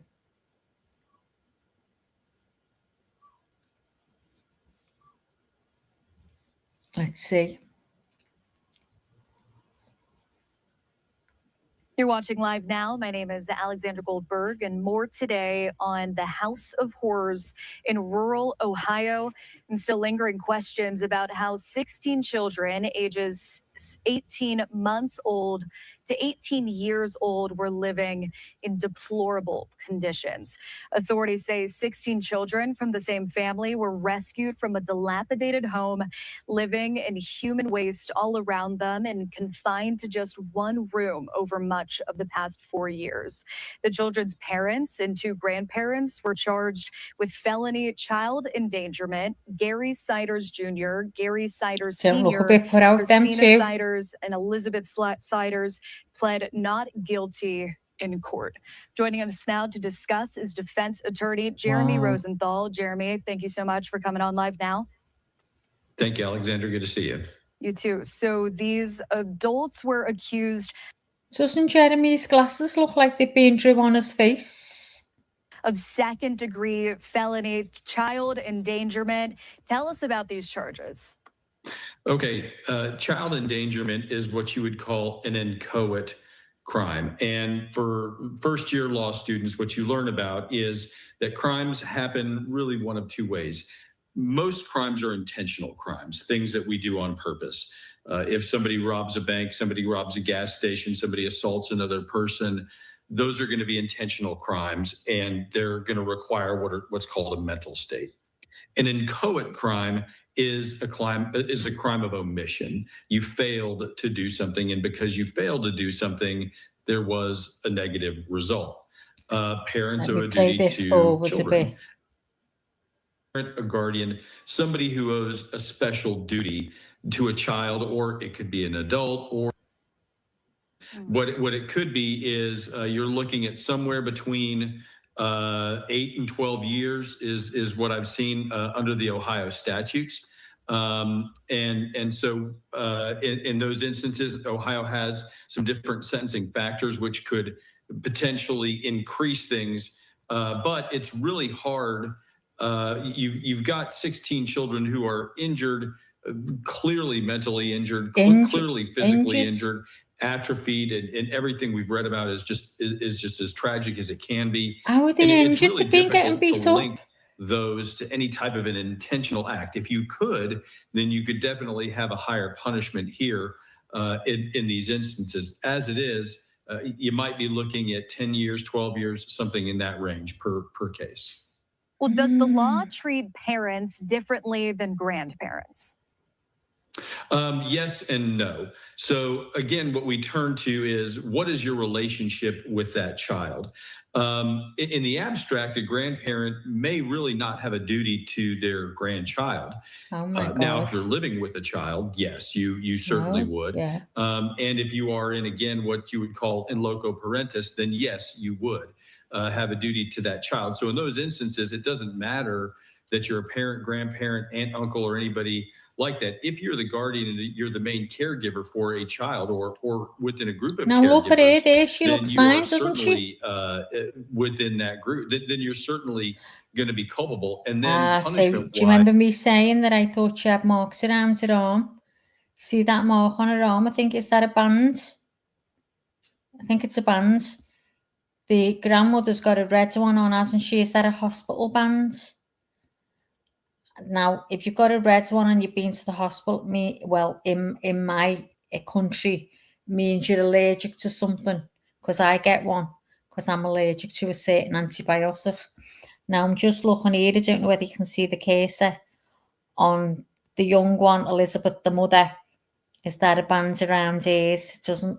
I was thinking it was more down her wrist. I was thinking, is she being kept chained or anything? But I mean, look at the figure on it, 16 kids. Oh, I'd be like Humpty Dumpty now. I was like Humpty Dumpty after one.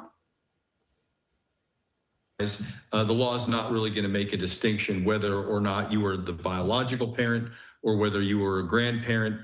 I don't know that anybody's going to be able to avoid liability here because they might be a generation removed.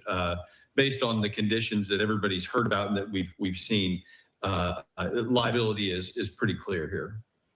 I see. And officials said it seemed as no one outside of the family knew about these children. How will interviews with neighbors and the public come into play as investigators continue this discovery process? I think what we're seeing here is that there's a blind spot in the system. The system is designed to sort of have tripwires, if you will. Children come to school malnourished. They come to school bruised.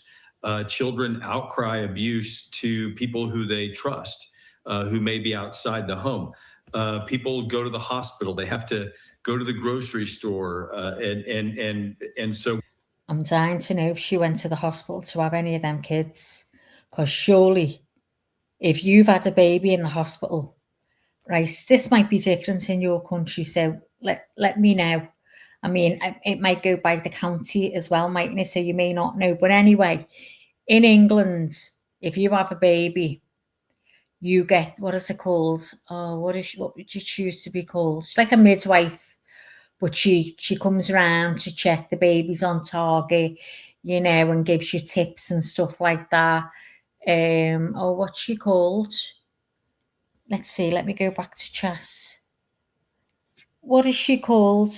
Do you have that where at first you'd have the midwife coming out, don't you, when you first had your baby for about a week, just unless you've had a cesarean, I think they come for about 2 weeks just to check the wounds and stuff like that.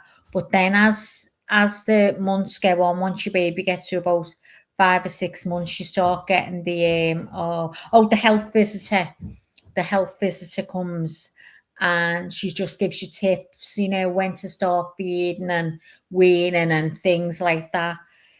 So if she had any of them kids in a hospital and the extent of she was having these kids, surely one of them health visitors, if they call that, must have picked up on something. Or was everything okay then? But I mean, well now she's lived there 4 years, so she couldn't have. I don't know whether maybe she had them in a hospital in another county at some point. I don't know. But then wouldn't they know? I don't know how it works. I'm mixing myself up. Yeah, like a midwife, but we call them health workers, health visitor. She'll weigh your baby as well as the baby's, you know, going on, and she'll say, oh, you know, she gets these portable scales out and stuff like that. So you call it health and wellness. Hi, Anne. Good to see you, love. Hope you're okay. We're talking about that case, Anne. Oh, some of the things you've heard, you just wouldn't believe it, love. And these nasty, abusive people, yeah, what the F is wrong with them? I don't know. But none of them, that mother or father, didn't look like there was anything wrong upstairs, did they? And once she's had a little wash and been washed and that, she looked okay. She didn't look painfully thin, but them kids were. Them kids look malnourished, feral, and were almost dead. Oh, now I'm not having pity for her at all now. I need to stop it because I need to just wait till I hear more facts. Yeah.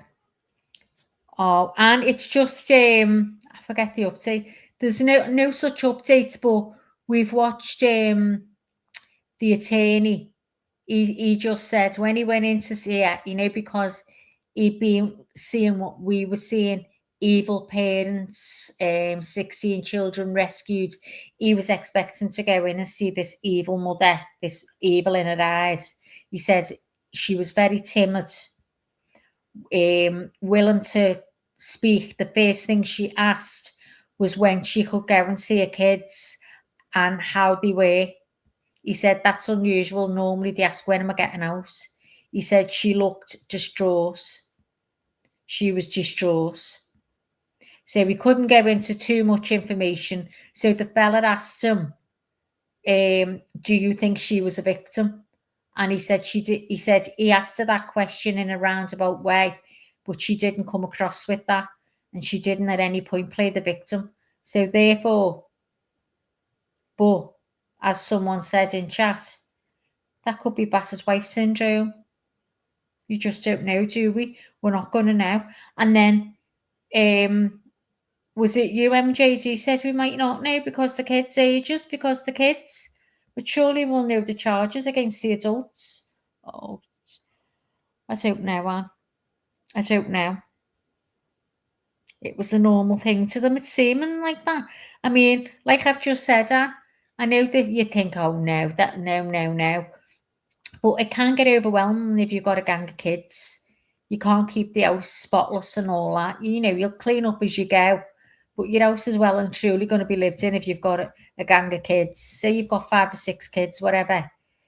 So she had 16. So at what point did it start getting too much for her? To the point where she just couldn't keep up, and they were just, because she's not getting any money for the man. So she mustn't have been able to afford diapers. So they were just going here, there and everywhere. And at what stage does it just get on top of you and you just think, I'll do it tomorrow, and tomorrow never comes. And before you know it, it's up the walls. I mean, I could never live like that in a month of Sundays. But some people do, as we're reading now, listening. It's possible things like DNA might not be made public. Yeah, that's what I thought. Maybe that's one of the things. But if they're over if they're at the age of they're adults, can't it be public then? It's a weird one. I can't wait to find out no more than you must. I have 4 boys and a cleaner, and it was hard work keeping clean around them. So imagine 16 is almost impossible. Exactly. And I think that's going to be what's said. And I get it. It does get out of control. But that can out of control. No. Sorry. I'm going to be saying to the dad, right, we need to get stuck into this. Look at it. This is absolutely terrible. We need to, I mean, I'd have been vomiting. Saying that. Did they just throw them in the room and shut the door? Is that why? Oh, it couldn't be. The smell, shut them in there, shut the door. Or they're saying to the kids to use the toilet and the kids aren't because she's not sitting down talking to them and they haven't got a clue. So she's like, you're not coming out till you go to the toilet. If you're going to do it there, you're staying in the room. I don't know. There's a million and one things flying through my head. But let's have a little listen to this, see if we learn any more on this. We all sort of live in these webs of society, and there's these tripwires that really don't get triggered if everybody's just in the same house all day, every day. There's no real exposure to the outside world. So what we're seeing is that the neighbors didn't see or hear anything, which wouldn't be surprising. My understanding is this family moved around quite a bit. Maybe that's on purpose to avoid detection. Maybe that's just sort of their nomadic nature. But they just had very little exposure to the outside world and just didn't really hit a lot of those tripwires. Right. I think you're alluding to in schools mandated reporters. And I wanted to mention here, these 16 children, they were not enrolled in school. I want to move on to our last question here. We know that authorities found the children while carrying out a search warrant in a separate, unrelated investigation. Will all of the evidence that they discovered on Wednesday, will it all be admissible in court? Provided the original search warrant was valid, then yes. Anything and everything that they find is and are going to be admissible in court. A good search warrant allows for expansion of investigation into different areas. And so that's very common to see, that a search warrant allows police to get into a house and that they can search anywhere where the contraband that they may be looking for could possibly be. So that's going to include rooms, other spaces. But once the police are in an area lawfully, anything and everything that they discover through their lawful search is fair game. So that would be now where you could run into a problem, and I don't see it happening here, is if you had some type of cyber evidence or phone evidence or things like that. You would need additional warrants to sort of breach those spaces, but that doesn't sound like it's necessary here. The example that you give in law school is for a car that gets pulled over, and then if there's a search that's lawful of an automobile, say maybe there's drugs that are detected or smelled or something like that, and they find a dead body, then that's fair game. And that's another one. The investigation Could can there be expand any into those parties? areas. All right, defense attorney Jeremy Rosenthal, we thank you so much for coming on live now with your explanation of how the law works and helping us understand a little bit more about this case. Have a good evening and have a good weekend. All right, and we do want to play out a short soundbite from authorities speaking in Ohio yesterday. Take a listen. Defendants were arraigned on 16 counts of second-degree felony child endangering. They were assessed a $300,000 cash or surety bond per defendant. They were ordered to have no contact with each other as co-defendants. They were ordered to have no contact with the victims. We believe, will be requesting court-appointed counsel and will anticipate getting ready for the next stage, which at this point would be a preliminary hearing if they request that, or if they don't waive it, and that'll be with their counsel. Right now, the abuse, neglect, dependency complaints that have been filed are being heard by the Vinton County Juvenile and Probate Court. The initial hearing occurring now, we are asking for temporary custody to Job and Family Services. The children are safe. They have been placed. We have some other issues we're still dealing with for their safety, but they are currently in a good situation and are being protected. Oh. The last thing I want to mention very quickly, particularly for our local community folks, is this is an intra-family situation.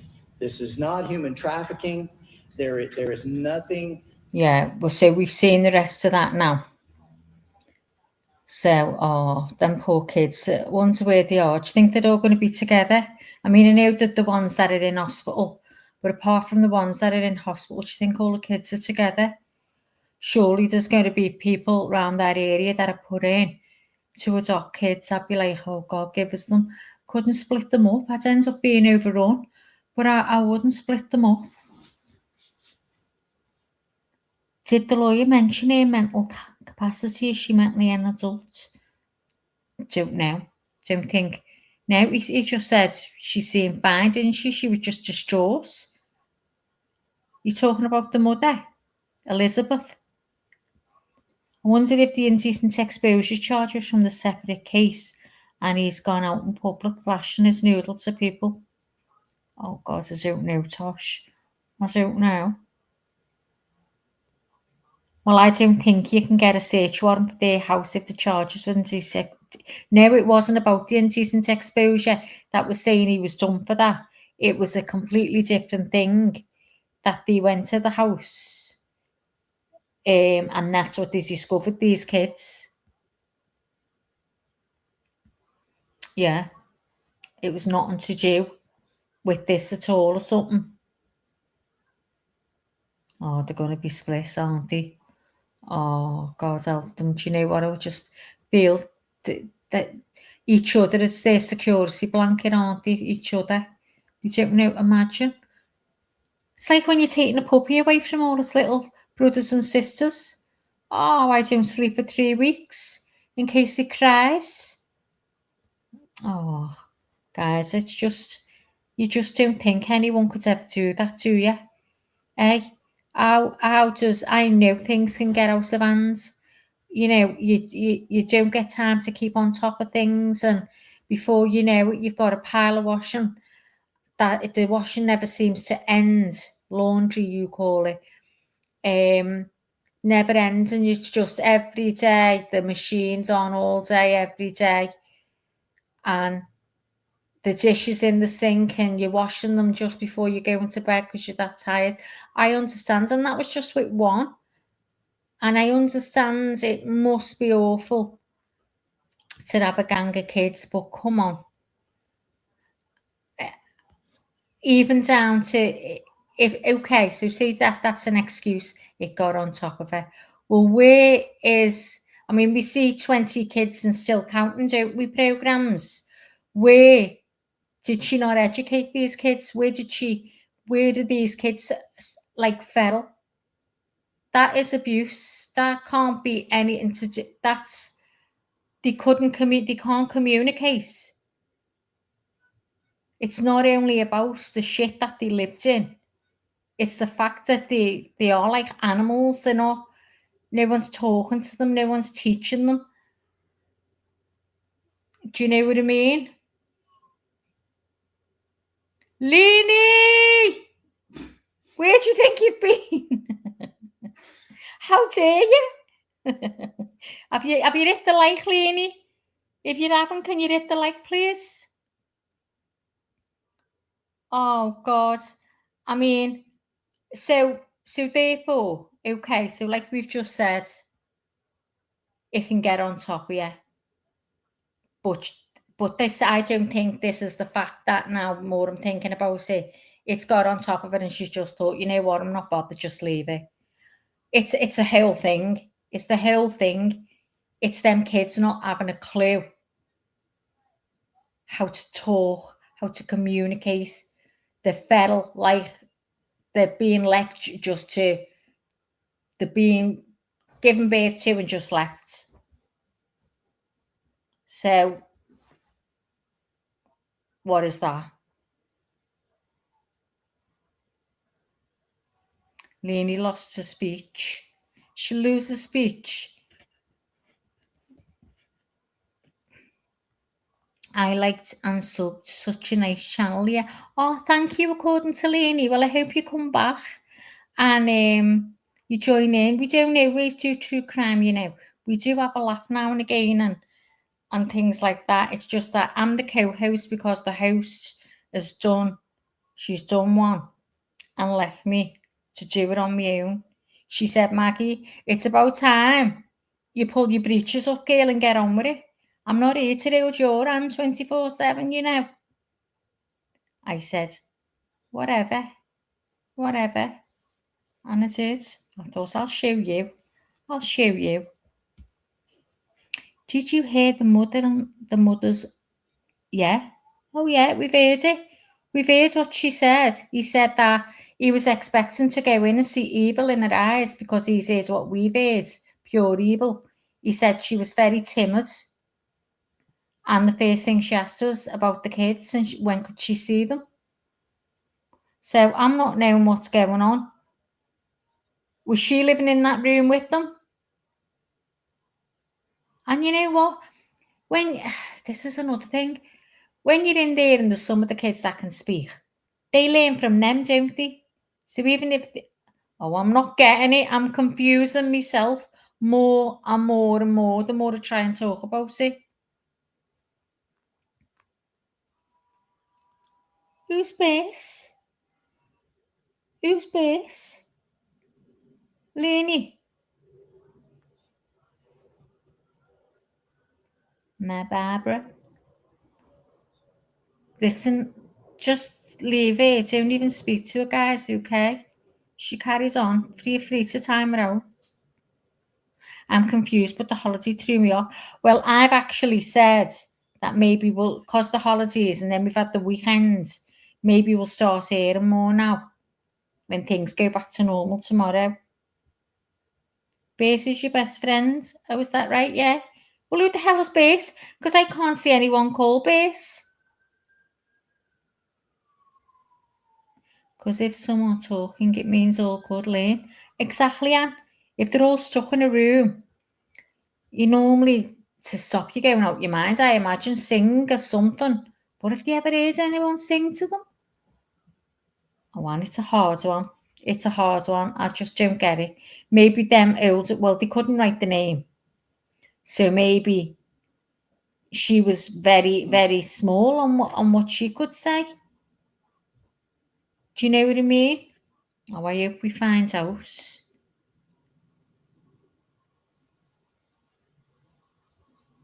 I don't know about that, Lee, but they can't have any contact with each other. And he's being brought in to be Elizabeth's lawyer. So, don't know about that. Did we hear that the mother, the grandmother's got dementia? Because I was saying before, if she had dementia, how could she be under a charge? Because and say she's Annie plead not guilty, because that wouldn't be able to be done, would it? If she has got dementia, so she mustn't have dementia.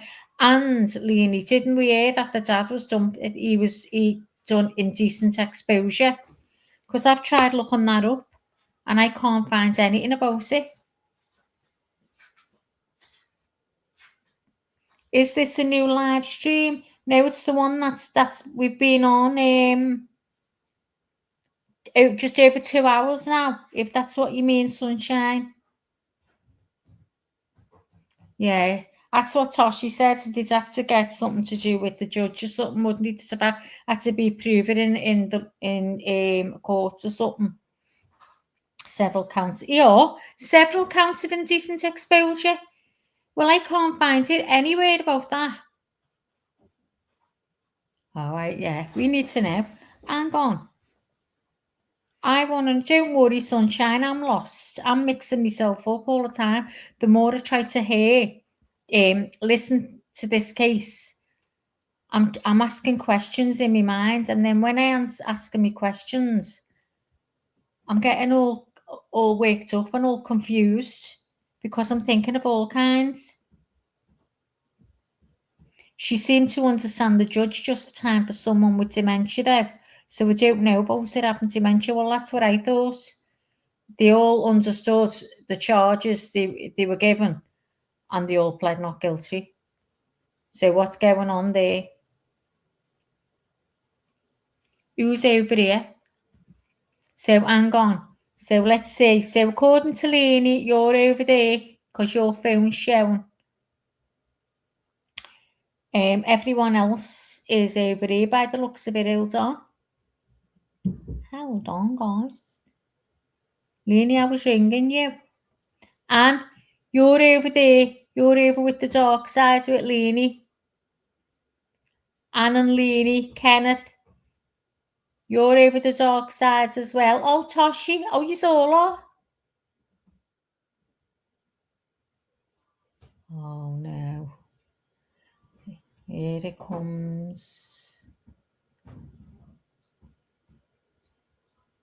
Here she comes. Turn your mic on, Lainey. She's dropped. If they're all mentally retarded, well, they're not. They're not. Never said anything like that. I'm so confused. I thought Lainey was talking to Bess or something over here. I want to know who Bess is. She says it's her best friend. Who the hell is Bess? Barbara, who's Bess?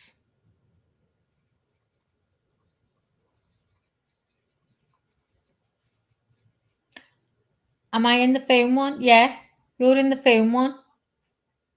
You're all in the... Sunshine's in here with me. She's in the good side. Mary Jane Doe's in the good side. The rest of yous are all over in the dark side with Lainey. But now she's come over here now.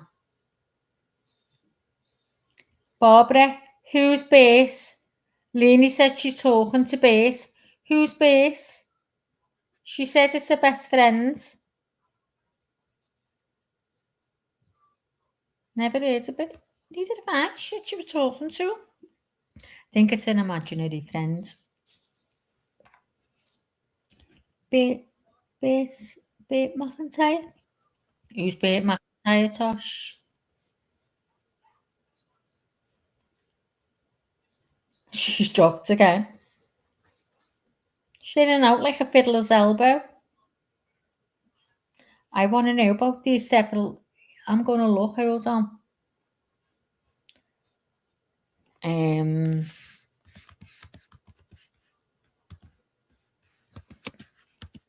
Decent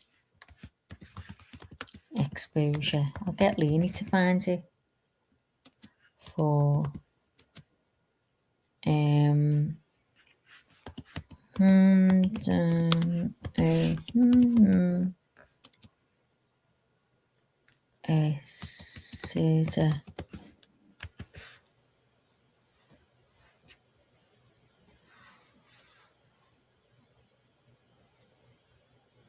yeah, okay.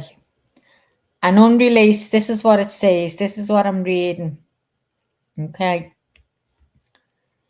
An unreleased warrant for misdemeanor indecent exposure led law enforcement to discover 16 children living in deplorable conditions at a home in Hampden, Ohio. Let me just see if Lainey's there. Hold on, she might need to come on to stick now. She's gone again. She's gone again. Carry on reading. Vinton County Court records show a warrant was issued for Gary Sidders Jr. on July 1st as misdemeanor indecent exposure charges connected to alleged incidents that occurred on 4 separate days in May. He pleaded not guilty. The discovery of the 16 children while executing the warrant for the indecent exposure case, authorities uncovered the 16 children ranging from 1 to 18 living in squalor. Officials described the home as contaminated, dilapidated, with the children mostly confined to a 12 by 12 room. We know all that, so we won't read right through that. There is no connection between the indecent exposure warrant child endangerment investigation in Hampden, Ohio, and any local murder cases. That got it too. The children were removed to receive medical care, and child welfare services were granted temporary custody. So, hold on. So, what's that say? So he was issued. Record show a warrant was issued for Gary Sitters on July 1st on misdemeanor. What's that mean, misdemeanor? Indecent exposure charges connected to alleged incidents that occurred on 4 separate days in May. Wow. What do you think of that? What is happening in this world? Hang on, Lee.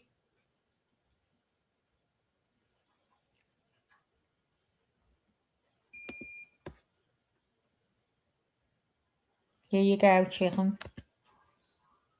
Hi, April. Good to see you, love. Means it's a small crime. Doesn't count much, Maggie.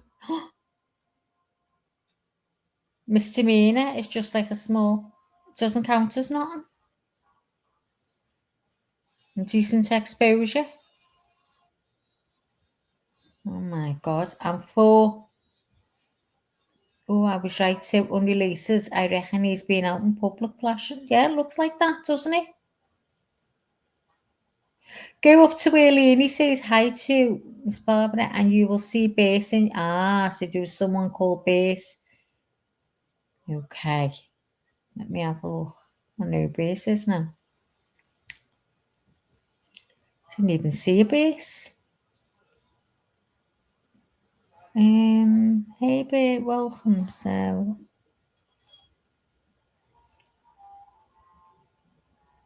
No, can't see it. Must be further up. Screw it, Lord doesn't want me on panel. What happened when you took the link?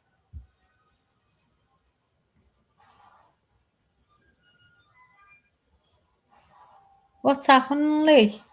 Can't you do it on your phone? Go in through, you can go in through YouTube, can't you? Or go in through StreamYard. I'm finishing soon anyway. It's a cup of coffee. No, just try as a bone.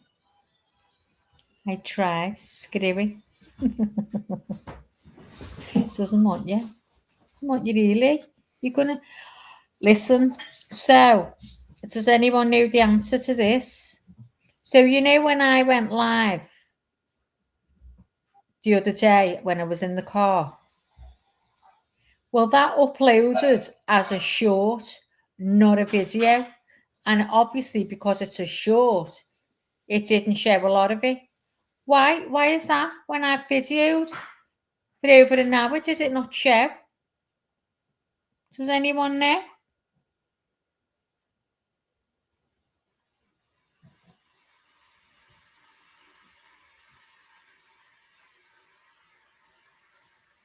Does anyone know why it's doing that? And all the ones I'd done before were privated, and I hadn't privated them. I said to Leonie, did you private any of these? She said no. She said, I think this is what StreamYard's doing or YouTube's doing. So we had to unprivate them. No idea. I know. Live's automatically created shorts now, Max. But your live was still there. The whole live, Toshi. Because I didn't see it. Must have uploaded after I was looking. Could be YouTube again. It makes highlights now. It's all going crazy. It's all different. And like when I'm in StreamYard now, and I tried to pin what the live was about, because people come in, don't they, and say, what's going on, what is you talking about, like a couple have tonight. There's nowhere in StreamYard, not that I know of anyway. I don't know whether you do, Leanie, know how to pin in StreamYard. Does anyone know how to do that?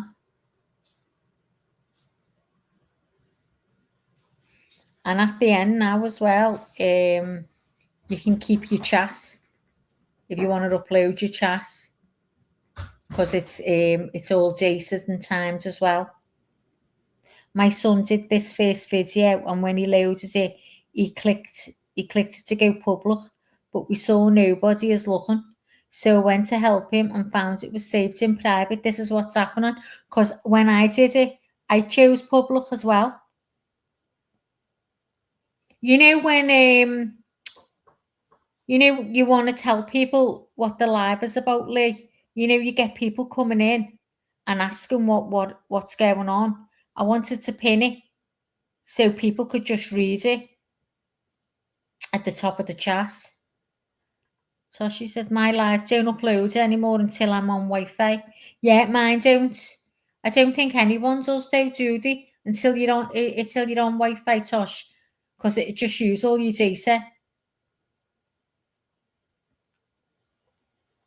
So then private, then you have to go. So they're automatically doing that now. So be aware, as soon as you upload a video, make sure you go in and unprivate it, because otherwise not a soul's going to see it's there. So it's YouTube. Oh, yes, you pin from YouTube, not straight. Okay. See, I don't know how to go in YouTube. I know how to do a live and all that, but that's it. I wouldn't know how to. I'd have to get the link. I had to go into settings and set it that all videos must be on public. So is that in what's it called? YouTube Studio? Is that where you have to do it on? I wish I could do AI on here. I'd be made up. I'd be doing all kinds. I can do it on my phone now. Beth taught me the first thing. She showed me how to do stuff because I didn't have a clue with that AI. And I'm sick of repeating myself. Don't change people's faces because they change your face all the time. It doesn't look nothing like you.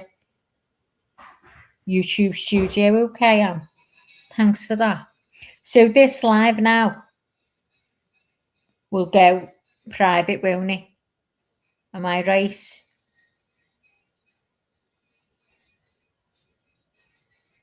And then it says on here as well, make a highlight or something at the end. But I think it's because we don't go on camera that it won't do that. Mine says private immediately after I finish. Then once it's processed, it automatically goes public. Oh, okay. Maybe it's different here then. I don't know. I always have both open, YouTube and StreamYard on my computer. Before you go live, you can pin something to the top. It helps a lot when doing true crime. Oh, okay. I've actually got the channel open, I think, still on my phone. Let's have a look. Oh, no, it came off because I was looking for them cases. So, yeah. My granddaughter just woke up for me and I just wanted to come in and say hello. Oh, thanks for coming in, April. Hope you're okay, love. Hope to see more of you. See you soon, girl. Bye, love. Where am I? Oh, Leonie, this case has got me up the wall. I just seen them things and I thought, I rang you twice, sent you the message, and I thought I need to go on because those little bits of infos and the attorney and stuff like that, just to let people know straight away so you can keep on top of it. Because I think this might start going fast now. Do you know what I mean? There'll be loads of updates with it. It also helps to just pin for hot, isn't it? Terrible, like Lenny. Simply coming in and causing kick-off in this chat, right? Because I won't think twice of timing you out with that attitude. So best you go out that door and come back in without your fucking offs, okay? That way you can just point to the top when applicable. Yeah, April was here, didn't you see her? She only come in and said hello. She had to leave. She just wants to come in and to say hello to me. She didn't want to say hello to you. It was just to me. She come into my life to say hello to me on my life. Haven't you seen April? April's just been in. Hang on. Let me pin a message. Oh, she must be in the other chat. Oh, hang on. Where's she gone? Yeah. There she is. Look on the screen. Let's see. She's in here. She isn't where you's were. So maybe that could be why you couldn't see her. Do you think? Yeah, see, here she is. See, she's hello to me, not you. Get it right.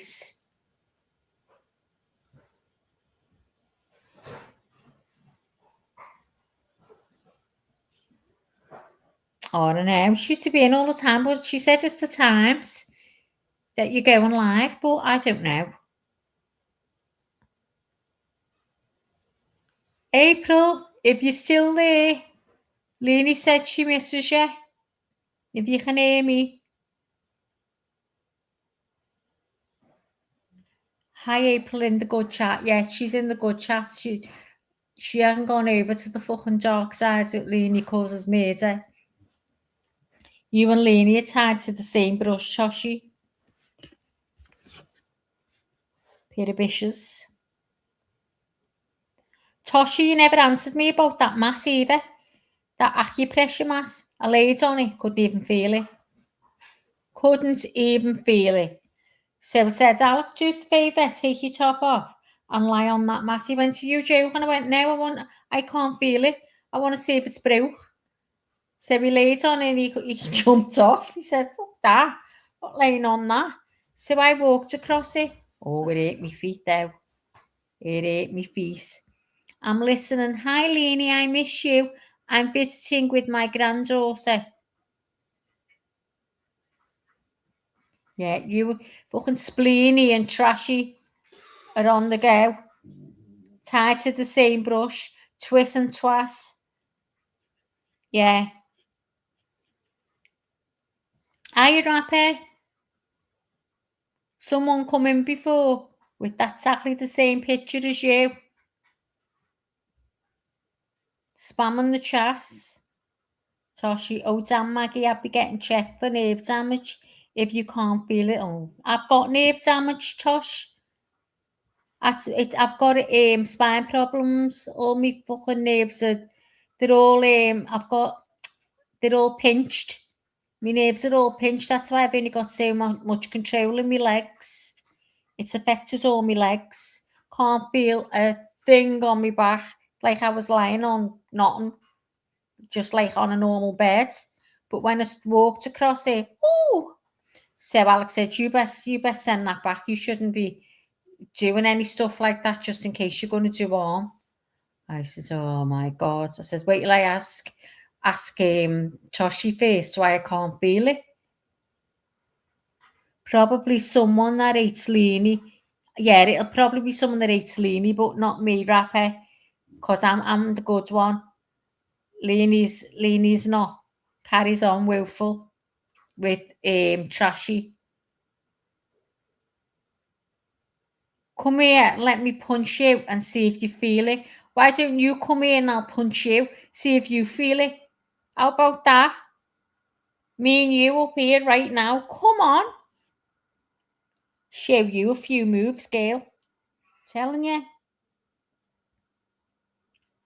Leaning to you know who it could be. Oh, there's so many of them. So many of them, Rapper. She couldn't just pin it to one person. Got so many haters. Listen to this one, Leanie. She's so innocent. Yeah, I am. Compared to you two, yeah, I am. How about that? You shut up anyway, Toshi. Trashy.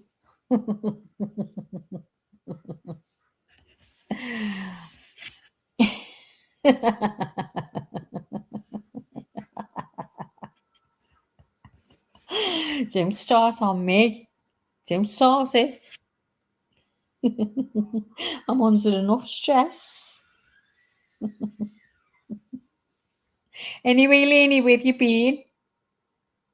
Bloody cat in the hat on the mic. The bloody cat. I'm not the fucking cat in the hat. The cat in the... I thought you said you knew who the cat in the hat was. I haven't got a clue. She's so sweet, isn't she, Deb? Oh, fuck off, Max. We all know. Oh! Leanie's the fucking cat in the hat. Did you get on that? I'm putting it out there now. Leanie is the cat in the hat. There you go. You've seen it in your face. Breaking news. Leanie is the cat in the hat. Oh no, where's that fucking poem gone? Oh yeah, there it is. You raise it here first. Maggie lies. She is cat in the hat. Don't try it, Maggie. I'm the cheesy whiz. What's cheesy whiz? I meant to ask you that. When I seen it on your name coming up, thinking, what's cheesy whiz? I never heard of it in my life. So anyway, where have you been? I was ringing you. Oh my God, Max, yesterday I learned what a moggy is from you. I can't stop saying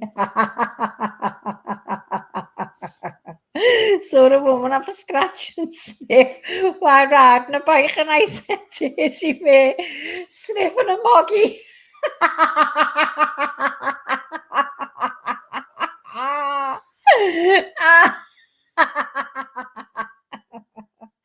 We always say it here. I'm surprised the Aussies, Jim, because you say a lot we do. Yeah, getting a moggy house. Because we don't call cat. Sometimes fellas will go, oh, we've just seen a moggy there. Whatever, a cat. They call cats moggies. So when you say the pussy word, we'll say the moggy.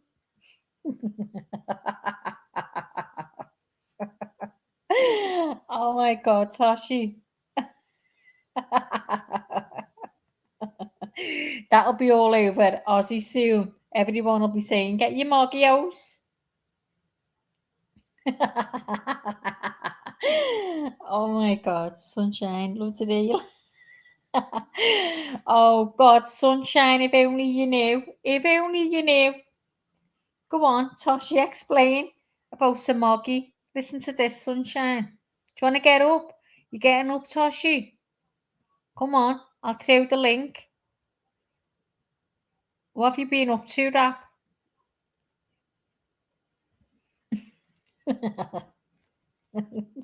Moggy. Oh my God. Did you tell your mum? Moggy is the pussycat, yeah? That's what the fellas say. Your moggy, if you got a moggy.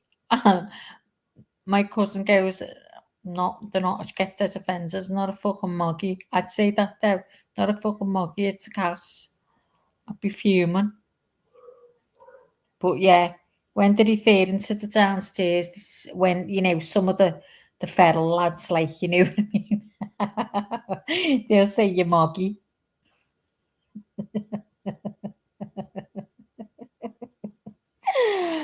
Oh, gee, have you heard that, Lee? Moggy? You hoo-ha. You hoo-ha. I love that one. You hoo-ha. She loved the word, Moggy. Haven't you ever heard it before, Tosh? I don't know whether I even said that or did I explain it when I said it, what it was. You knew what? I used to call it the flower, my flower. God, it's terrible when you go in the bathroom when you've got a little boy and he's asking 1,000,001 questions. Lainey, do you still love me? I'm sure she does, yeah. I'm sure she does.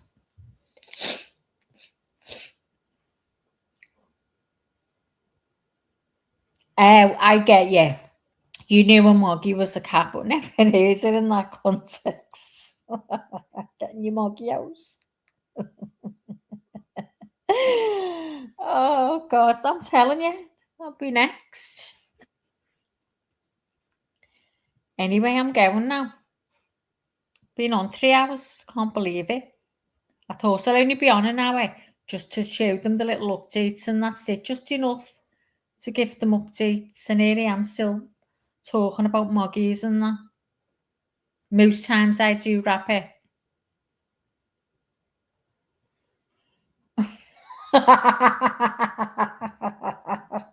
Look at Toshi. Wash your Moggies. Oh, God, yeah. Always wash your Moggy. Most times. You made them laugh there, Lee. At least she's honest, Trapper. Sometimes she's too honest. Have you heard of a Moggy, Leanie? Miss Barbara, are you still here? Barbara probably has. I think Miss Barbara knows everything. Makes me laugh. Some of the things she comes out with. Honest to God. She's so witty. So witty. I love. Do you know what a Moggy is, Bob?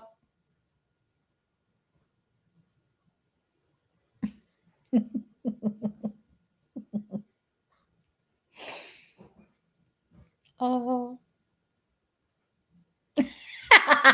Did you know before I said it though? Did you know what one was?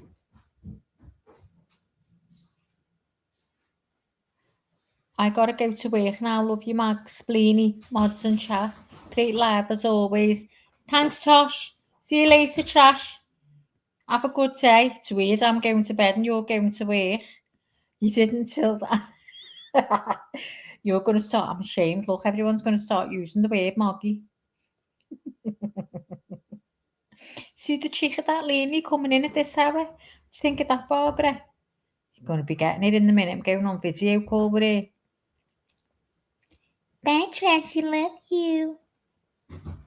Night, Moggy and hat. Yeah.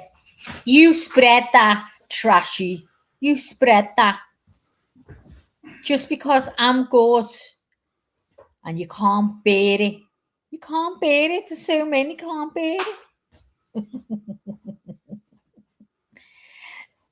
I don't wrap my hair. I get ill from one cigarette.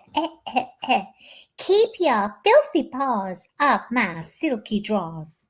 Will you pull that crap with a net? As for you, draw down at you. I know what you want to do. Better shut up now, because I'll be getting copyrighted. Oh my God, she hasn't been to bed yet. Have you been up all night? Is it boiling there, Bob, now? Is it really hot? Go on, Lee. See you later. I'm going to phone you in a bit. You don't have to answer, but I'm going to try. Speak to you soon. Explain. Ta-ra. Cha. Oh, well. Leanie, I've been behaving for 5 days. Good for you, Rapper. Good for you. But you keep here in tow, right? Keep here in check. You come in and keep here in check.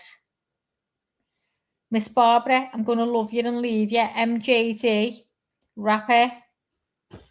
Who else is here? Sunshine. Spleeny's gone. I like that name, Spleeny. Bye, ladies. I love you all. And I'll speak to you very, very soon. Take care.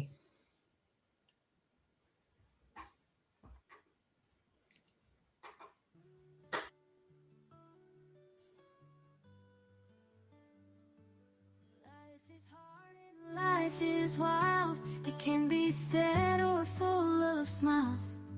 And every once in a while, you need a break from the mundane. So come back to see your friend, or she'll wonder where you've been. According to Leanie. Love you, Bob. See you all next time. Thanks for being here, as usual. Hold me hand when bitch face doesn't turn up. Bye, everyone. Have a good sleep, Bob. Speak soon. So thank you for your time. You are a friend of mine. I'll be happy to see you again on the next According to Leanie. Be good or be good at it. Until next time, love Leanie, love Leanie, love Leanie. Next time, love Leanie, love Leanie. Life is hard and life is wild. It can be sad or full of smiles. And every once in a while, you need a break from the mundane. So come back to see your friend, or she'll wonder where you've been. According to Leanie. She appreciates you and all that you do. You need her, she needs you, and that's the beauty of According to Leanie. Be good or be good at it. Until next time, love Leanie, love Leanie, love Leanie.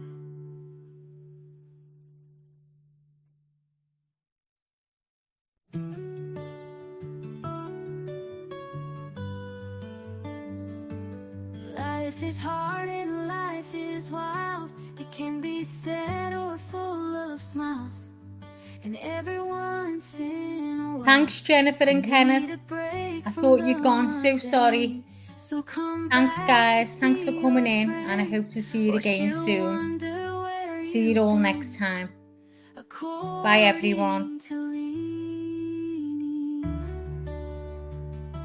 She appreciates you and all that you do. You need her, but she needs you, and that's the beauty of According to Leanie.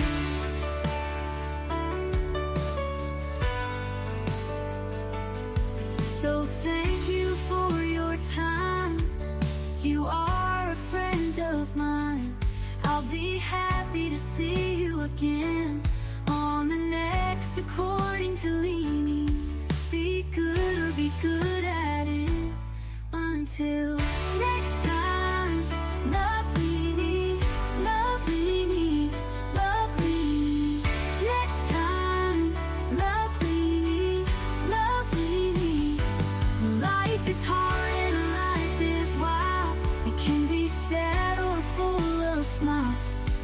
And every once in a while, you need a break from the mundane. So come back to see your friend,